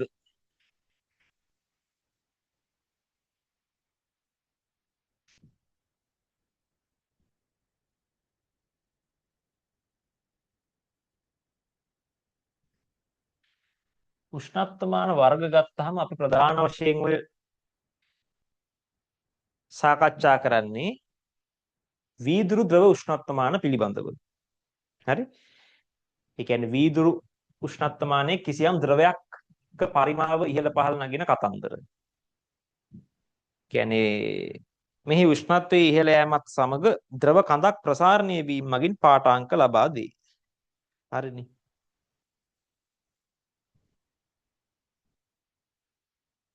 පාඨාංක ලබා දෙයි. රසදිය උෂ්ණත්වමානය හා මධ්‍යසාර උෂ්ණත්වමානය මේ සඳහා උදාහරණ වේ. එක උෂ්ණත්වමානයක රසදිය කඳක් තියෙනවා අනිකේ මධ්‍යසාර තියෙනවා. මේ දෙක ගැන පොඩි කම්පැරිසන් එකක් අපි සමහරලාට කතා කරනවා. ඒක තමයි මම ඔය දාලා තියෙන්නේ. දැන් බලන්න. ඔව් හිමාංකය හා තාපාංකය කියලා කියන දන්නව නේද? හිමාංකය කියන්නේ ද්‍රවයේ ඝන වෙන උෂ්ණත්වය, තාපාංකය කියන්නේ ද්‍රවයේ වාෂ්ප වෙන උෂ්ණත්වය. හරි? දැන් රසදිය වලක -39 ඉඳන් 354ලු තියෙන්නේ. හරි? රසදිය වල ද්‍රවයට පවතින්න පුළුවන්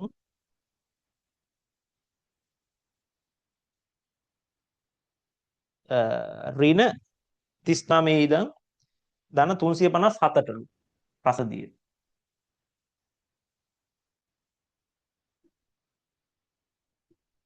මධ්‍යසාරවල ඔය දෙක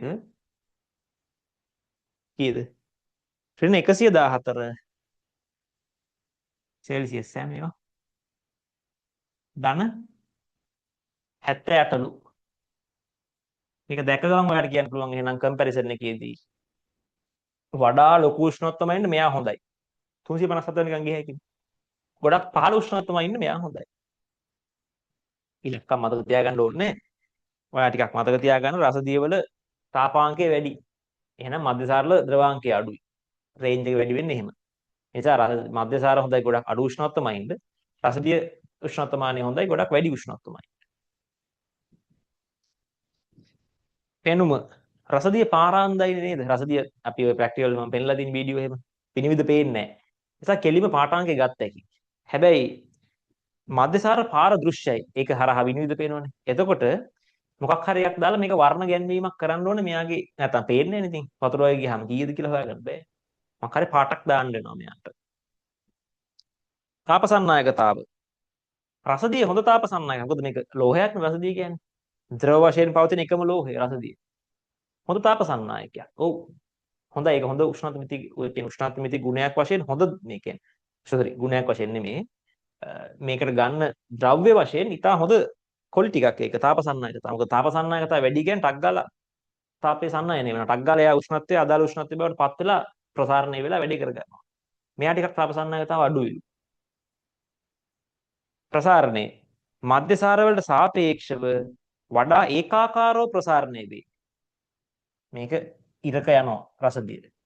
මධ්‍යසාර රසදියෙන් දස ගුණයක් පමණ ප්‍රසාරණය වෙන නිසා සංවේදීතාව වැඩිය. දැන් මෙයාගේ ඒකාකාර බව හොඳයිලු. හරි? ඒකාකාර බව හොඳයි කියන්නේ උෂ්ණත්වයත් එක්ක රසදිය වල පරිමාව මෙහෙම වැඩි වෙනවා. මධ්‍යසාර පොඩ්ඩක් එහෙනම් වක්‍ර ගතියක් ඇති. හරි? මෙයා මෙහෙමයි. ඒක හොඳයි. මෙයාට තියෙන හොඳේ තමයි මේ රසදියෙන් දස ගුණයකින් පමණ ප්‍රසාරණය වෙන නිසා මේ වගේ 10 ගුණයක් විතර ප්‍රසාරණය වෙන්න පුළුවන් මධ්‍යසාර වලට. සංවේදීතාව වැඩි. ඔව්නේ. සංවේදීතාව මතකද අපි කතා කරා පොඩි කාලේ ප්‍රශ්නවල. මොකද්ද යම් උපකරණයක සංවේදීතාව කියන්නේ? 1 සෙල්සියස් එකකට ඔයා කොච්චර ප්‍රමාණයක් වැඩි කරලා දෙනවද උෂ්ණතාවති ගුණය කියන එක.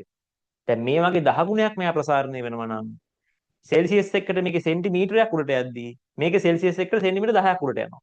හොඳට පේනවා මේක. සංවේදී වැඩි කියනවා මෙයා. සංවේදීතාව කියන්නේ තේරිච්චයි yes chat එකට. සංවේදීතාව කියන එක. ඒ කියන්නේ ඒකක උෂ්ණත්වයකට නැත්නම් සෙල්සියස් එකකට කොච්චර ප්‍රමාණයක් මෙයා පරිමාණය පෙන්නනවද කියන එක තමයි සංවේදීතාව වැඩි කියලා කියන්නේ. ඒක වැඩි නම් වැඩි සංවේදීතාව. ඒක අඩුයි නම් සංවේදීතාව අඩුයි. කියන්න බලන්න ටක් ගාලා. තේරුණා නම් සංවේදීතාව කියන එක. දැන් ඔය අපි ඔය දුරු තරාදි එහෙම ගන්න. දුරු තරාදි දෙකක් තියෙනවා. මේක බිඳුවේ ඉඳන් කිලෝ 50ට. මේක බිඳුවේ ඉඳන් 100ට. දැන් කිලෝ 25ක් මැන ගන්න ඕනේ. AB කවද ඔයා ගන්නෙ? chat එකට දාන්න බලන්න. දුරු තරාදි දෙකක් තියෙනවා. එකක පරාසය මෙහෙම අනික පරාසය මෙහෙම. බිඳුවේ ඉඳන් 100ට.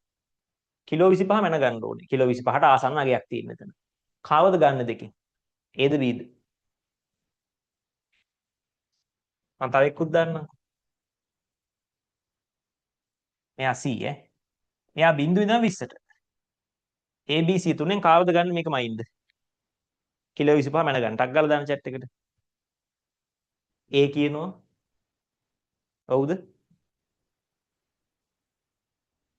මොකද්ද මෙතන බලන්නේ? සංවේදීතාව. දැන් කිලෝ 25 කියන එක මේකේ මැන්නොත් 25යි ආසන්න ගානක් නේ කිව්වේ. නිකන් ආසන්නව මේකේ මැදට විතර එනවා මේක. හොඳ ප්‍රමාණයකින් මේක බෙදිලා පේනවා මේ මැද වැලියු උප. සමහර 25 1 25 2 වගේව පව හොයා ගන්න පුළුවන්. 100ට දෙදි 25 කියන එක නිකන් මේ හරිය එන්නේ. ඉතින් මේක බොහොම පොඩි ප්‍රමාණයකටයි මේක පේන්නේ. සංවේදීතාව වැඩි මෙයාගේ. හරි? සංවේදීතාව වැඩි මෙයාගේ. ඊටත් වඩා සංවේදීතාව වැඩි ඇත්තට මෙයාගේ. ප්‍රශ්නේ තියෙන්නේ මේකෙන් 25 මැන ගන්න බෑනේ. නිසා ඔබ මේ වගේ වෙලාවක තෝරාගත යුත්තේ අවශ්‍ය මිනුම ලබාගත හැකි සංවේදීතාව වැඩිම උපකරණය. අවශ්‍ය මිනුම ලබාගත හැකි සංවේදීතාව වැඩි උපකරණය. එහෙම තියෙන්නේ ඒ. පැහැදිලිද සංවේදීතාව කියන්නේ? sensitivity of an instrument. අපි සංවේදීතාව කතා කරලා තියෙනවා විභවමානය ගද්දි. ඒකක වෝල්ට් එකකට කොච්චරක් එයා පෙන්නනවද? ඒක වැඩි නම් සංවේදීතාව වැඩි. ඒතර යාට මැද දශම ගණන් පව හොඳට හොයා ගන්න පුළුවන්. වෝල්ට් එකට හිටුටයි නම් පෙන්නන්නේ ආයික දශම ගණන් හොයන්න බෑ. වෝල්ට් එක තමයි බලන්න උඩරිම. පැහැදිලි? සංවේදීතාව කියන්නේ එහෙම. දැන් සංවේදීතාව කියන එක තේරිච්ච අය දාන්න yes.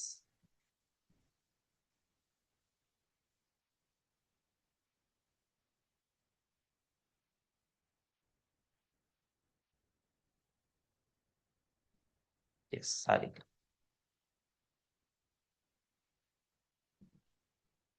එහෙනම් මධ්‍යසාරල ප්‍රසාරණය මේ වගේ 10 ගුණයක් විතරලු සංවේදීතාව වැඩි වෙන එයාගේ. මීට අමතරව විවිධ වර්ගයේ උෂ්ණත්මානයේ විවිධ යෙදීම් සඳහා භාවිතා වේ.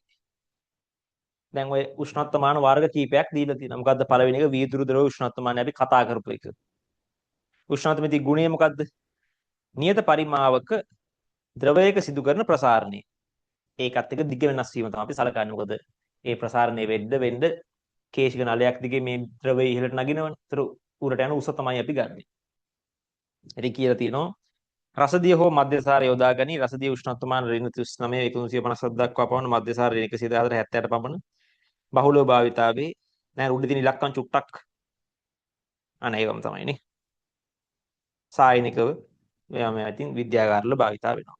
ඊළඟට ප්‍රතිරෝධ උෂ්ණත්වමාන මොකද්ද? ලෝහ සන්නායකයක විද්‍යුත් ප්‍රතිරෝධය තමයි ඒකේ උෂ්ණත්වමිතික ගුණය වෙන්නේ. උෂ්ණත්වයේ සමග ලෝහ වල විශේෂයෙන් ප්ලැටිනම් ප්‍රතිරෝධය ඒකාකාරව වෙනස් වීමේ මූලධර්මයේ මත ක්‍රියා කරයි. ප්ලැටිනම් ප්‍රතිරෝධ උෂ්ණත්වමානය PRT. Platinum resistor thermometer. ඉතා ඉහළ නිරවත්තාවයක් සහ ස්ථායීතාවක් ඇති සය සම්මත උෂ්ණත්වමානයක් ලෙස භාවිතා කරේ. ඒක ගන්නේ යම් සන්නායකයක ප්‍රතිරෝධය. තාප විද්‍යුත් උෂ්ණත්වමාන. මතකද වෙනස් ලෝහ දෙක සංදියක ඇති වෙන විද්‍යුත් ගාමක බලය අපි ඕක ගැන කතා කරා ඒත් මේ විභවමානයේ ඉවරලා පොඩි තැනක පොඩ්ඩක් තිබ්බනේ. තාප විද්‍යුත් යුග්මය කියන එක. උෂ්ණත්ව දෙක ලෝහ දෙකක් තිබ්බහම ලෝහ දෙකකින් හදපු කම්බි දෙකක් එකට හයි කරලා ඒ සංදි දෙක උෂ්ණත්ව දෙක තිබ්බහම විභවාන්තරයක් නිර්මාණය වෙනවා. අන්න එයාමගනුත් පුළුවන් උෂ්ණත්වය මැනගන්න. මෙන්න මේක හයිලයිට් කරගන්න එහා පැත්තේ ඉන්නවා ඉතා පුළුල් උෂ්ණත්ව පරාසයක් ඍණ 250 ඉඳන් 1500 වගේ ලොකු පරාසයකම ඉන්න පුළුවන්. මුකුත් වෙන්නේ නැහැ. මොකද ලෝහ දෙකක් නේ තියෙන්නේ. උණු වෙනකම්ම ඉන්න පුළුවන්. හරි. ශ්‍රේණි 250 1500 මැනිය හැකි.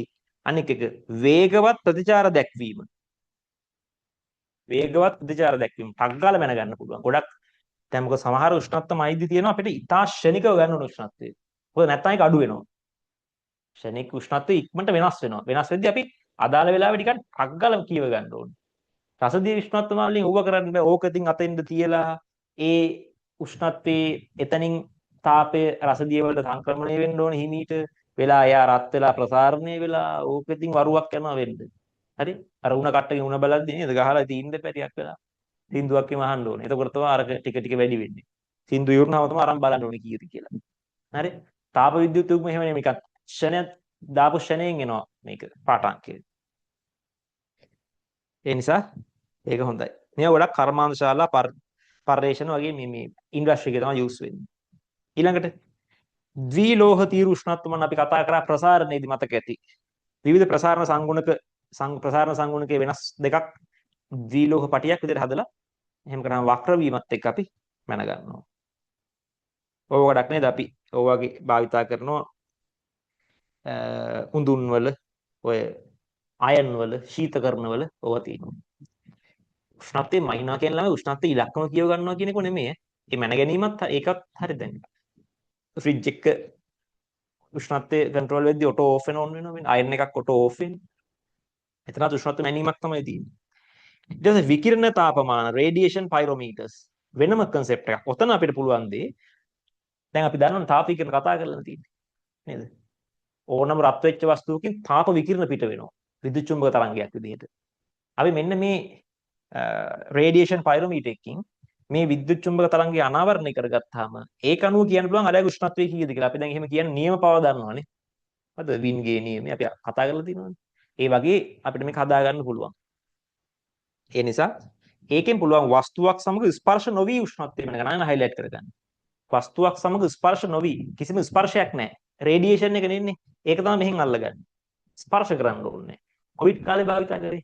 අල්ලන්න බෑ නැල්ලුවොත් කොවිඩ් හැදෙනවනේ. අර මෙහෙම තියලා බලනවා ඈත ඉඳන්. හරි? ඉතින් ඕවා ඉතින් මෙහෙම කටපාඩම් කරන්න අවශ්‍ය නැහැ රයිට්?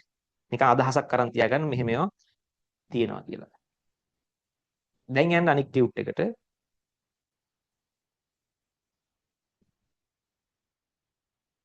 උෂ්ණත්වමිති අර උෂ්ණත්වමිති ගන්න ඒ වගේ මේ ಗುಣ ගැන කතා කරන්න. උෂ්ණත්වමිතික ගුණයක ගුණාංග.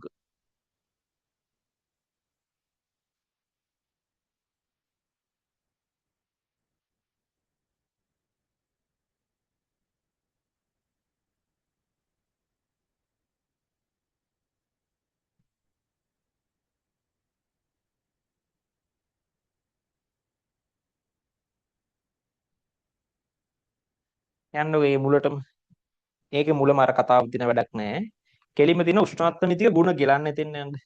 දෙවෙනි පිටුවේ. උෂ්ණත්වමිතික ගුණ. මොනවද? උෂ්ණත්වයේ මැනීමේදී උෂ්ණත්වයේ සමග බොහෝ දුරට ඒකාකාරව විචලනය වන භෞතික ගුණයක් තෝරාගත යුතුය. හරි? මේක ඒකාකාර වෙන තරමට හොඳයි. එම ගුණය උෂ්ණත්වමිතික ගුණය නම් වේ. ඔන්න උදාහරණ. අචල රසදී කඳක පරිමාව රසදී කඳේ අචල වෙනස් හෙල්ල වෙන්නේ නැති දඟලන්නේ නැති නියත ප්‍රමාණයක් තියෙන රසදී කඳක පරිමාව වෙනස් වීම බලනවා. තාප විද්‍යුත් යුග්මයකින් ජනනය වන වෝල්ටීයතාව අපි දැන් දන්නවා. පරිමාව නියත වූ අචල වායු ස්කන්ධයක පීඩනය. පීඩනය නියත වූ අචල වායු ස්කන්ධයක පරිමාව. ඒ ඔක්කොම උෂ්ණත්වයට වෙනස් වෙන කට්ටියනේ. ප්ලැටිනම් කාම්බි කැබැල්ලක විද්‍යුත් ප්‍රතිරෝධය අපි දැන් කතා කරා අතන ප්ලැටිනම් රෙසිස්ටර් තර්මෝමීටර්ස් කියන TRT ප්‍රතිරෝධය. ඔයිට අමතරව අර්ධ සන්නායක ප්‍රතිරෝධය භාවිත කරන තර්මිස්ටර් වල ඒ වගේ තියෙනවා. තර්මිස්ටර් කියන එකත් සමහරවල් ප්‍රශ්න වල එහෙම අහනවා. තර්මිස්ටර් එක භාවිතා වෙන්නේ අර්ධ සන්නායකයක ප්‍රතිරෝධය. උෂ්ණත්මිතික ගුණවල ලක්ෂණ. ඔන්න උෂ්ණත්මිතික ගුණවල අනිවාර්යෙන් තිබිය යුතු ලක්ෂණ දෙකක් තියෙනවා. මොකද්ද? පළවෙනි එක. ඒක ඵලශිතයක් වීම. ඒක ඵලශිතයක් වීම. ඒ කියන්නේ දැන් මෙහෙම තිබ්බොත් මේ පැත්තට මම ගන්නවා උෂ්ණත්වය. හරි? මේ පැත්තට උෂ්ණත්වමිතික ගුණය x. නිකන් අපි හිතන්නකෝ මෙහෙම තිබ්බා කියලා. මෙහෙම බෑ. ඇයි මෙහෙම තිබ්බොත් මොකද වෙන්නේ? එකම උෂ්ණත්වයට x ගේ අගයන් දෙකක් තියෙනවානේ. දැන් අපි ඇත්තටම අපිට පේන්නේ මෙයානේ උෂ්ණත්වය පේන්නේ නැහනේ. අපිට පේන්නේ උෂ්ණත්වයේ ගුණය වෙනස් වීම. ඒකේ වැලියු එක ඔන්න 65යි නම් අපි දැනගන්නවා උෂ්ණත්වය සෙල්සියස් 30යි. ඒකේ වැලියු එක 75යි නම් අපි දන්නවා උෂ්ණත්වය සෙල්සියස් 40යි. එහෙමයි අපි දැනගන්නේ මේක වැඩි. දැන් මෙතන වැලියු එක මේක වුණාම අපි දන්නේ දැන් මේක එච්චර ප්‍රශ්නයක් නැහැ. මොකද දන්නවද? මේ වැලියු එක අපි කියමුකෝ 25යි. මෙතන 75යි කියලා. උෂ්ණත්වය සෙල්සියස් 30යි කියලා එනවා. මේකේ වැලියු 25යි නම් අපි දන්නවා උෂ්ණත්වය සෙල්සියස් 30යි. මේක 75යි නම් අපි දන්නවා උෂ්ණත්වය සෙල්සියස් 30යි. ප්‍රශ්නයක් නැහැ. ඔක අනිත් පැත්තට නෝ කේස්. කොහොමද අනිත් පැත්තට එනවා කියන්නේ? මෙහෙම. මෙහෙම හිතන්නකෝ. දැන් කිසියම් උෂ්ණත්වමිතික ගුණයකට අදාළ උෂ්ණත්ව දෙකක් තියෙනවා. අපි කියමු මේ වැලියු එක 55 වෙද්දී උෂ්ණත්වය සෙල්සියස් 20 වෙන්නත් පුළුවන් 60 වෙන්නත් පුළුවන්. අන්න ප්‍රශ්නයක් නේ. ඔයාට මේකෙන් පේන්නේ මෙයාගේ වැලියු එකනේ නේද? දැන් ඔය රසදී උෂ්ණත්වමානයක පේන රසදී කදේ උසනේ. ඒක 55 වෙද්දී උෂ්ණත්වයේ 20ද 60ද අපි දන්නේ නැහැ. ඉතින් එහෙම උෂ්ණත්වමාන හදන්න බෑ. ඒ නිසා ඒක ඵලශිතයක් වෙන්න ඕනේ. ඒක ඵල. ඉතින් මේකත් එච්චර හොඳම එකක් නෙමෙයි. නමුත් හැබැයි ඉතින් මේකෙන් කියව ගන්න පුළුවන්. වැරද්දක් වෙන්නේ නැහැ නේද?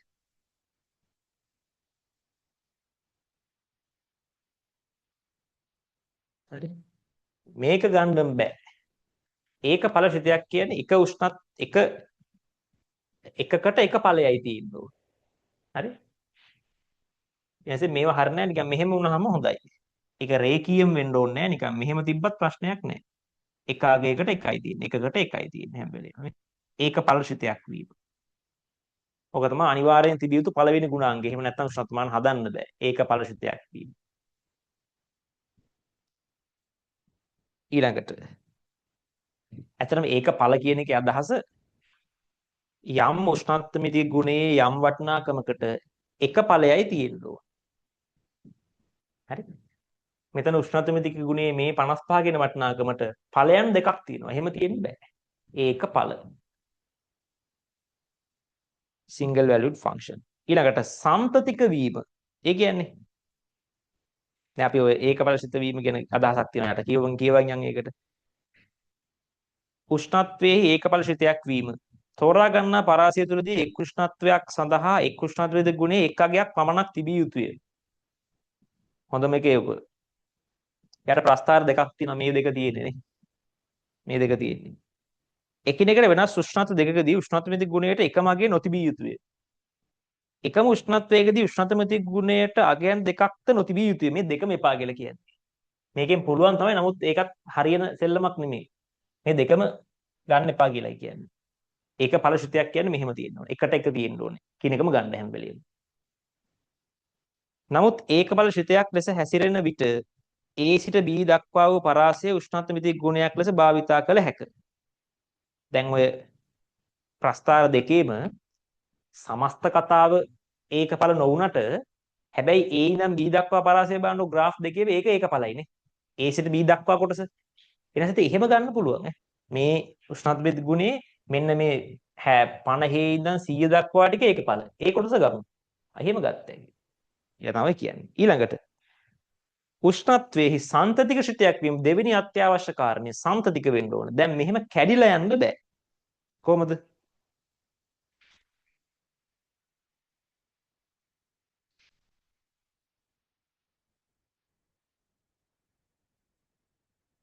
මෙහෙම කැඩෙන්න බෑ. ඔහොම යන ගමන් ඔහොම ගිහිල්ලා එකපාරයි මෙතනින් මතුවෙලා මෙහෙම යනවා. සන්තතික නෑ මේක. සන්තතිකය කියන්නේ එක දිගටම යනවා කියන එක. මේක නිකන් කැඩිලා තියෙන. හරි? දැන් මේකෙත් මේ උෂ්ණත්වයේ 25 නම් ඒකට අදාළව මෙතන 20 එනවා මෙතනින් 50 එනවා. එහෙම බෑ දෙකක් එන්න බෑ. හරි? සන්තතික වෙන්න ඕනේ. මේක සන්තතික නෑ. මේ කියන්නේ මෙම් ප්‍රස්ථාරයේ පරිදි කිසියම් උෂ්ණත්වයකදී අසන්තතික නොවිය යුතුය. අවස්ථා විපර්යාසයකදී මෙවැන්නක් සිදුවිය හැකි බැවින් උෂ්ණත්වයේ ගුණය අවිනිශ්චිත වේ. හරි? අවස්ථා විපර්යාසයකදීම අපි දන්නවා උෂ්ණත්වය නියතව තියාගෙන තාපය හෝමාරු වෙනවනේ. ඒතර උෂ්ණත්වයේ ගුණය අනිවාර්යයෙන් වෙනස් වෙනවා. ඒ නිසා මෙහෙම තැන් එන්න පුළුවන් කියනවා අවස්ථා විපර්යාසයකදී. ඔව්නේ. තේරෙනවද වැඩි? දැන් අවස්ථා විපර්යාසයකදී හිතන්නකෝ ජලයේ සෙල්සියස් 100 දී වාෂ්ප බවට පත් වෙනවනේ. එතකොට අපි ජලය වගේ අරන් තිබ්බොත් උෂ්ණත්වමිතිය ගුණයේ විදිහට ජලයේ පරිමාව වගේක් අරන් තිබ්බොත් හරි අපි ඒ උෂ්ණත්වයේ මනිද්දී සෙල්සියස් 100 හරහා යන කොහේ උෂ්ණත්වයක් මනන් ගියොත් සෙල්සියස් 100 දී සෙල්සියස් 100 දී ජලය යම් පරිමාවක් තියෙනවා උෂ්ණත්වයේ 100ම තියාගෙන මේක වාෂ්ප බවටපත් වෙනවා අන්න උෂ්ණත්වයේ නියතව තියාගෙන වෙන මේ උෂ්ණත්වයේ ගුණය වෙන තැනකට පයින්නවා එහෙම වෙන්න බෑ ඒ නිසා මේකයි අපි දැන් ඒකයි අපි රසදිය විදුරු උෂ්ණත්වමානය කරනවා රසදිය වල තාපාංකයෙන් එහාට එකකින් ගන්න යන්නේ අවස්ථා විපර්යාසයක් වුණොත් කේස් ඒ නිසා අවස්ථා විපර්යාසයක් මග හැරලා තමයි හැම වෙලේම අපි උෂ්ණත්ව මාන පාඨාංක ගන්නේ ඒ උෂ්ණත්වමානය ඇතුලේ ඉන්න කෙනාගේ දැන් ජලයේ අවස්ථා විපර්යාසෙම ඉන්න පුළුවන් රසදිය උෂ්ණත්වමානයක් භාවිත කරලා තේරෙනවද කතාව දැන් උෂ්ණත්වමානයට අපි භාවිතා කරන ද්‍රවයේ ඉන්නවනේ හැම වෙලේම මම අර විදුරු ද්‍රව උෂ්ණත්වමානය ගන්නකො තේරෙන්නේ රසදිය ගන්නවනේ රසදිය වල තාපාංකයේ පයින් වැඩ කරන්න බෑ ඒක ඇතුලේ. මොකද එහෙම වුණොත් ඔය කේස් සන්තික නොවන තැනන් එනවා. කීප එක තේරුණා නම් yes දාන්න chat එකට. සන්තික වෙන කතාව.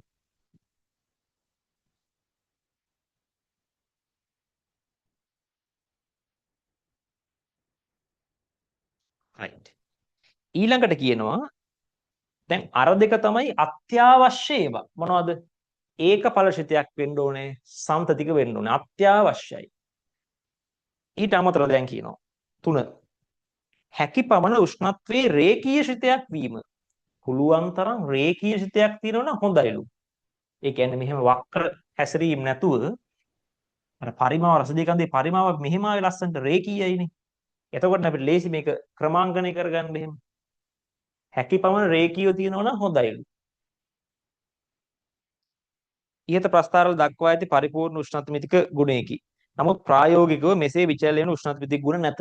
ප්‍රායෝගිකව මෙහෙම රේඛීය වෙන්නේ නැතුළු 100%ක්. එම නිසා මීට ආසන්න හැසිරීමක් දක්වන ගුණයක් තෝරාගත යුතුය. එනම් උෂ්ණත්වමිතික ගුණේ රේඛීය වීම අනිවාර්ය සාධකයක් ලෙස සැලකෙන්නේ නැත. අන්න හයිලයිට් කරගන්න. උෂ්ණත්වමිතික ගුණේ රේඛීය වීම අනිවාර්ය සාධකයක් ලෙස සැලකෙන්නේ නැත. ඒක අනිවාර්ය නෑ. රේඛීය වෙන තරමට හොඳයි.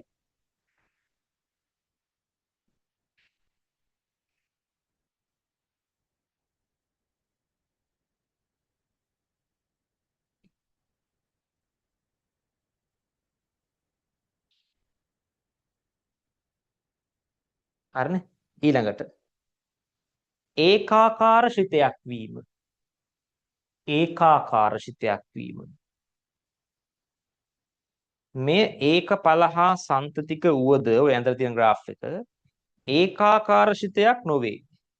හරි? ඒකාකාරව වෙනස් වෙන්නේ නැහැ. ඒ කියන්නේ සමහර වෙලාවට උෂ්ණත්වයේ වැඩි වෙද්දි මෙයා උෂ්ණත්වයේ ගුණය මෙහෙම වැඩි වෙන්නේ. හරි? සමහරලාට උෂ්ණත්වයේ ගුණය මෙහෙම යන්නේ. කියන්නේ උෂ්ණත්වයේ ගුණය වැඩි වෙන එක එන්න එන්න අඩු වෙලා තියෙනවා. සමහර වෙලාවට උෂ්ණත්වය වැඩි වෙද්දි මෙයා මෙහෙම රේඛීයවත් යනවා. සමහරලාට මෙයා මෙහෙමත් යනවා. හරි? ඒ කියන්නේ උෂ්ණත්වමිතික ගුණයේ විචලනයේ ඒකාකාර නැහැ හැමතැනම.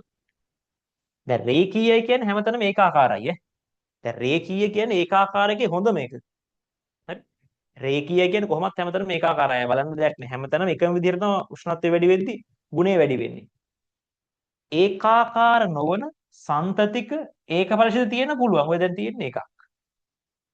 ඒකාකාර නෑ හැබැයි සන්තතිකයි. ඒකපලයි. මේවත්ින් අර මේවා දැන් මං කියවර 1 2යි තමයි අත්‍යවශ්‍ය කරුණු. අනික්ව තියෙනවා නම් හොඳයි. ඒකාකාරයි නම් හොඳයි. ඒ කියන්නේ හිතන්න දැන් හැම වෙලේම මේක උෂ්ණත්ව මිතික් ගුණය මෙහෙම යනවා නම් හොඳයිනේ. අපිට දැන් රේඛීයයි නම් හොඳටම හොඳයි. රේඛීය නැතත් මේක ඒකාකාරයිනේ. ඇයි? හැම වෙලේම උෂ්ණත්වය වැඩි වෙද්දී මේ ගුණේ වැඩිවීම වැඩි වෙනවා. මේක දිගටම මෙහෙම වෙනවා හැම වෙලේම. දැන් මේක ටිකක් අන්ප්‍රෙඩික්ටබල් නේ. මේ හරිය මෙහෙම වෙනවා. මේ හරිය ඒකාකාරව රේඛීය වගේ කියලා. මේ හරිය මෙහෙම වෙනවා. එතකොට අර ඒකාකාරණය වෙනස් වීම. හැබැයි එහෙම ගුණ භාවිතා වෙනවලු කොහෙද? තර්මිස්ටරය. තර්මිස්ටරය මං කියව ගන්නේ අරසන්නායකගේ ප්‍රතිරෝධය. ඒක ඔන්නම තමයි වෙනස් වෙන්නේ. ඒ නිසා ඒක ඒකාකාර මෙහෙම නෙමෙයි ඒකාකාර නෑ තර්මිස්ටර් අරසන්නායක ප්‍රතිරෝධය.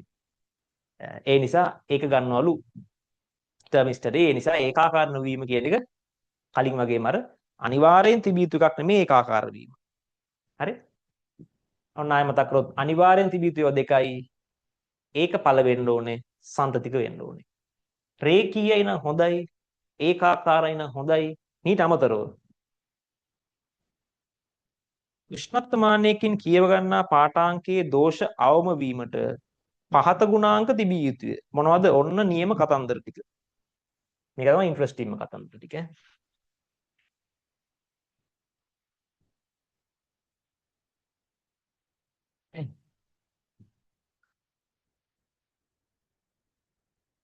හරි.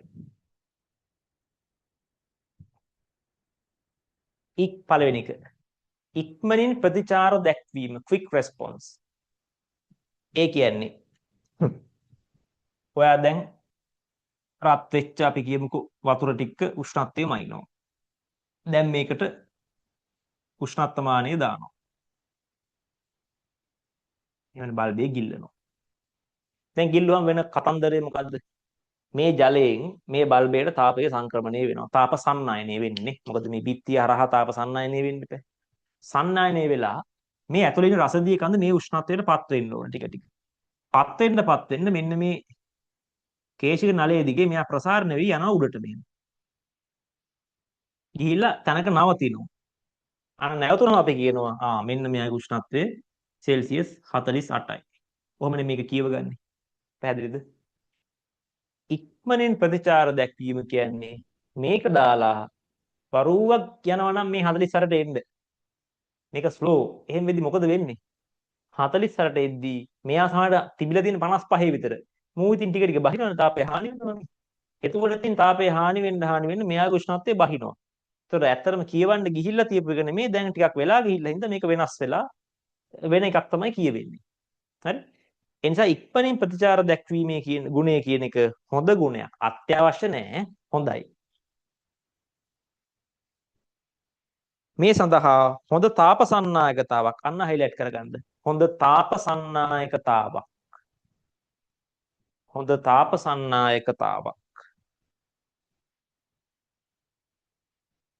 තිබිය යුතුය.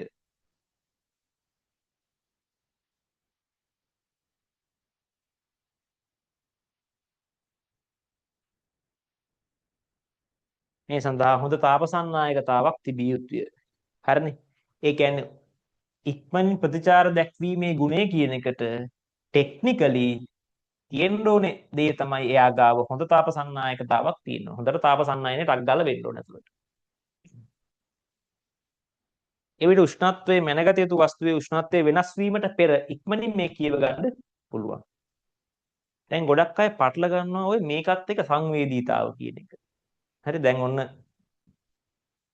දැන් කවුරු හරි ඔයාලගේ අපි කියමුකෝ දාන නැන්දගෙන එක්ක හරි කවුරු හරි ඉන්නවා.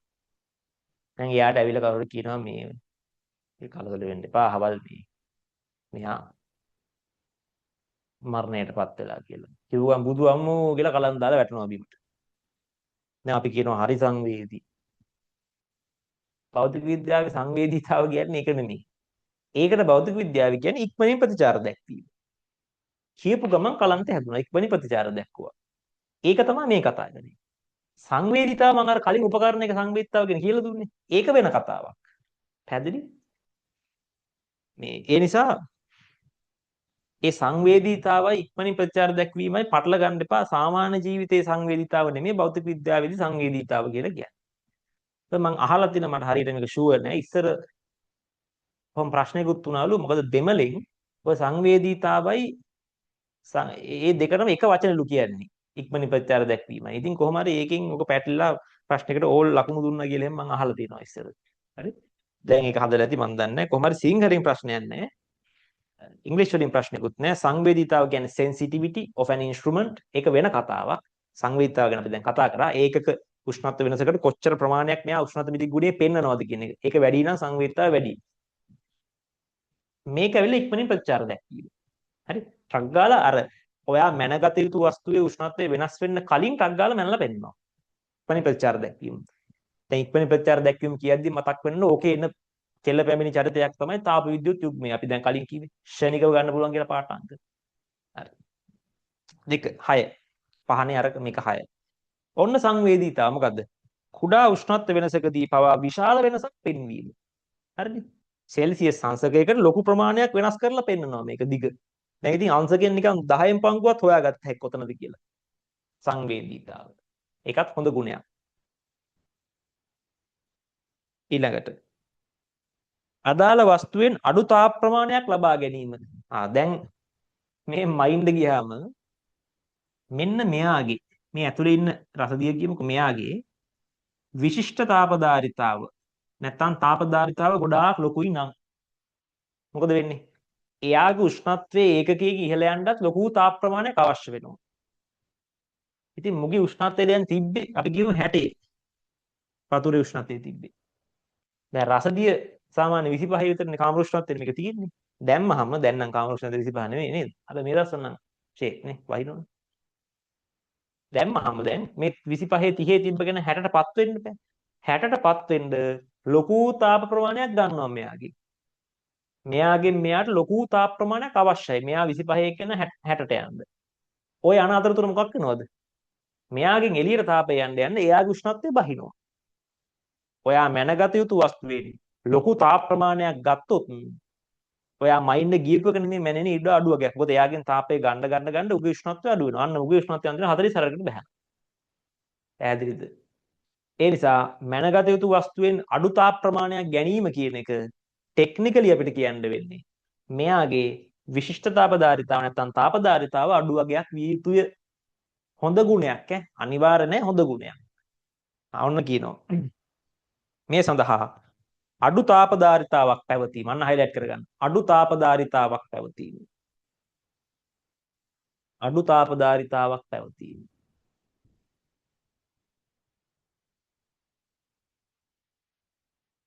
නිවිට උෂ්ණත්වයේ මැනගත යුතු වස්තුවේ විශාල තාපයක් ලබා නොගෙන එම උෂ්ණත්වයටපත් වේ. හොඳ ගුණයක් අනිවාර්ය නැහැ. 8. විශාල ක්‍රියාකාරී පරාසයක තිබීම. අපි අර කිව්වේ නේද? හිමාංකය, තාපාංකය ගොඩක් රේන්ජ් එක තියෙනවා නම් හොඳයි. මේකට තියෙන ටෙක්නිකල් කතාව තමයි මොකද්ද? උෂ්ණත්වමාන ද්‍රවයක නම් ඉහළ තාපාංකයක් හා පහළ ද්‍රවාංකයක් තිබිය යුතුය. ටෙක්නිකලි කියන්න පුළුවන් ඉහළ තාපාංකයක් හා පහළ ද්‍රවාංකයක් තිබී. ඒකත් හයිලයිට් කරගන්න. ක්‍රියාකාරී පරාසයක් විශාල වීම කියන එක කොහොම අපිට කියන්න පුළුවන්. තාපාංකය ඉහළ වෙලා ද්‍රවාංකය පහළ වුණා නම් හොඳ ක්‍රියාකාරී පරාසයක් තියෙනවා.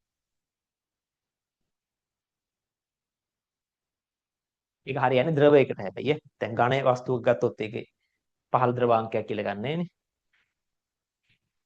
ඉහළ තාපාංකයක් කියන එකකට ගන්න පුළුවන්. පැහැදිලි?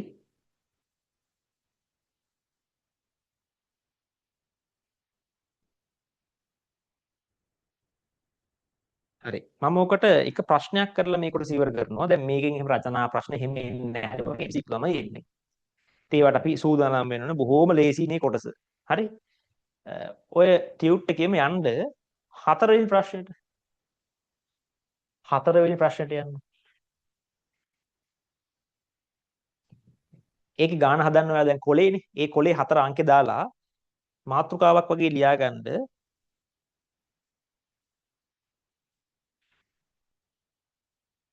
වැරදි උෂ්ණත්වමාන නිවැරදි කිරීම. ඒ හතර අංකේ දාලා ගානම තමයි ගානම තමයි වැරදි උෂ්ණත්වමාන නිවැරදි කිරීම. වැරදි උෂ්ණත්වමාන නිවැරදි කිරීම. දැන් මේකෙත් සරල දෙයයි කරගන්න. අර වගේම අක්ෂර දෙක ගහනවා. මං කියවනේ මේ පාඩමේ තියෙන සම්පූර්ණ මේ ප්‍රාස්තාරය ඇඳලා හදන ගණන් කියලා. මේ පැත්තට මං ගන්නවා වැරදි එක. මේ පැත්තට ගන්නවා මං නිවැරදි එක. කියවන්න ගන්න 4. වීදුරු රසදිය උෂ්ණත්වමානයක සෙල්සියස් 0 හා 100 සලකුණු කර ඇත්තේ සත්‍ය වශයෙන්ම 1 සහ 98 වන උෂ්ණත්වයන්ල. ඒ කියන්නේ ඇත්තටම උෂ්ණත්වය සෙල්සියස් 1 වෙලාවට වැරදියට කියවෙන්නේ බිඳුව කියලා නේ. ඇයි එතන ගහලා තියෙන්නේ බිඳුව කියලා. සත්‍ය උෂ්ණත්වයේ 98 වෙද්දී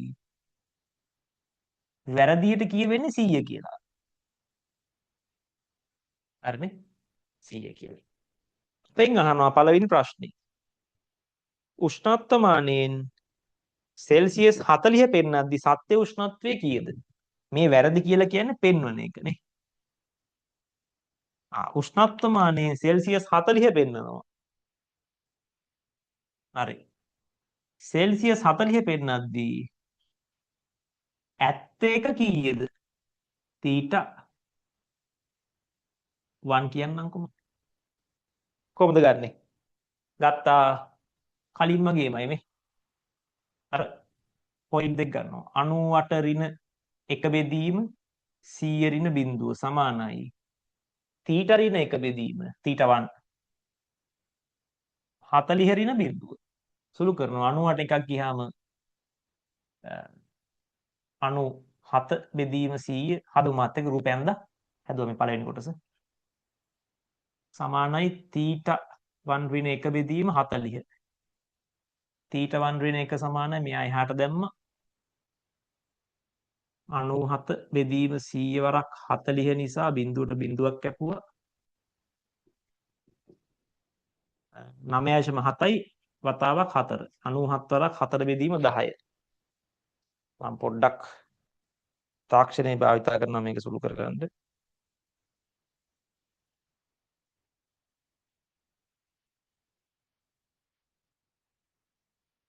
97 වරක් 4 388යි බෙදීම 10 38.8යි. ඊට 1 කියන්නේ මේකට එකක් එකතු වුනහම 39.8යි සෙල්සියස්. ඔන්න ඇත්ත අගය. හැබැයි පාඨාංකය කියවෙන්නේ 40යි කියලා. ඒ වෙලාවේ ඇත්ත උෂ්ණත්වය 39.8යි. මුලින් කම්ප්ලීට් කරගන්න.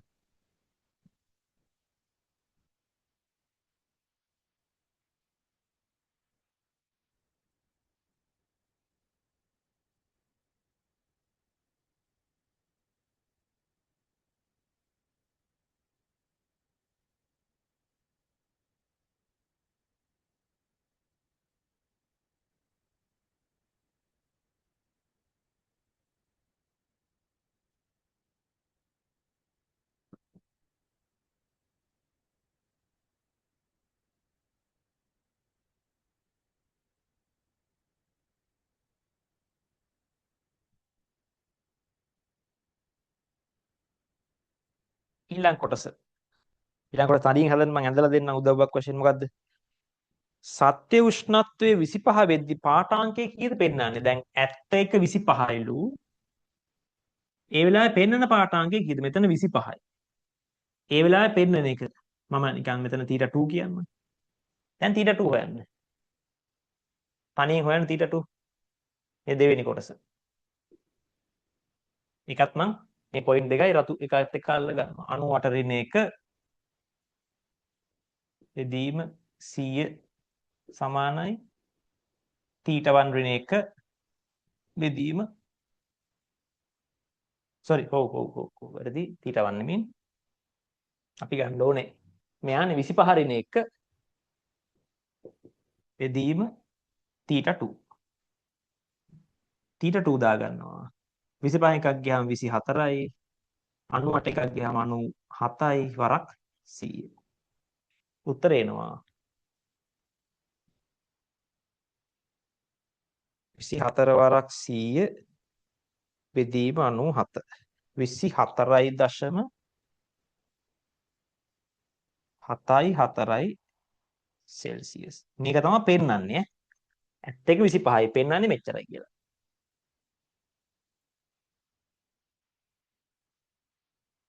right මේක වැඩි වෙන්න ඕනේ පොඩ හෝ 24.2 බෙදීම 97 නේ. හරි හරි 24.7යි වැඩි 24.20 හරි 24.74 සෙල්සියස්. හර නේද කතාව?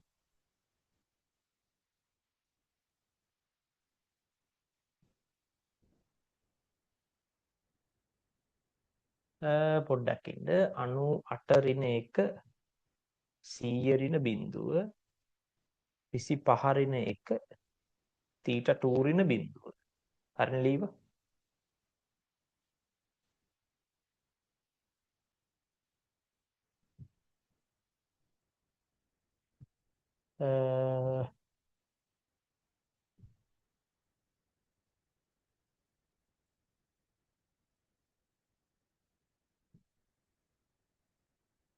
නෑ හැම වෙලෙම දැන් පෙන්නන එකට වඩා ඇත්ත එක අඩුයිනේ. බිඳුවට වඩා නෑ සෝරි මෙහි වැඩිනේ.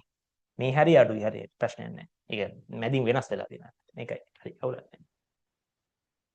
උත්තරේ හරි.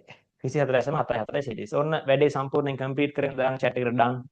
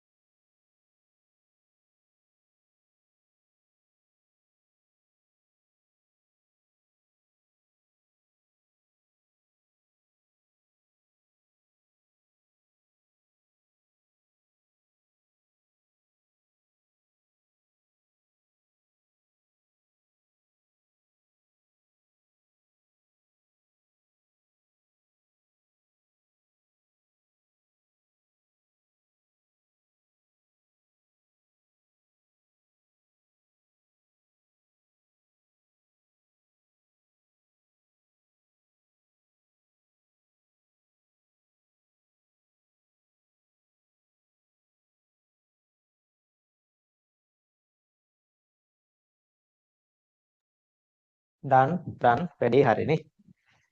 සුපිරි. හරි. ඉතින් මම ඕකෙන් සමහර ප්‍රශ්න කීපයක් දාලා තියෙනවා. ඊට පස්සේ MCQ නම් පසුගිය විභාග ප්‍රශ්න ආපුවා.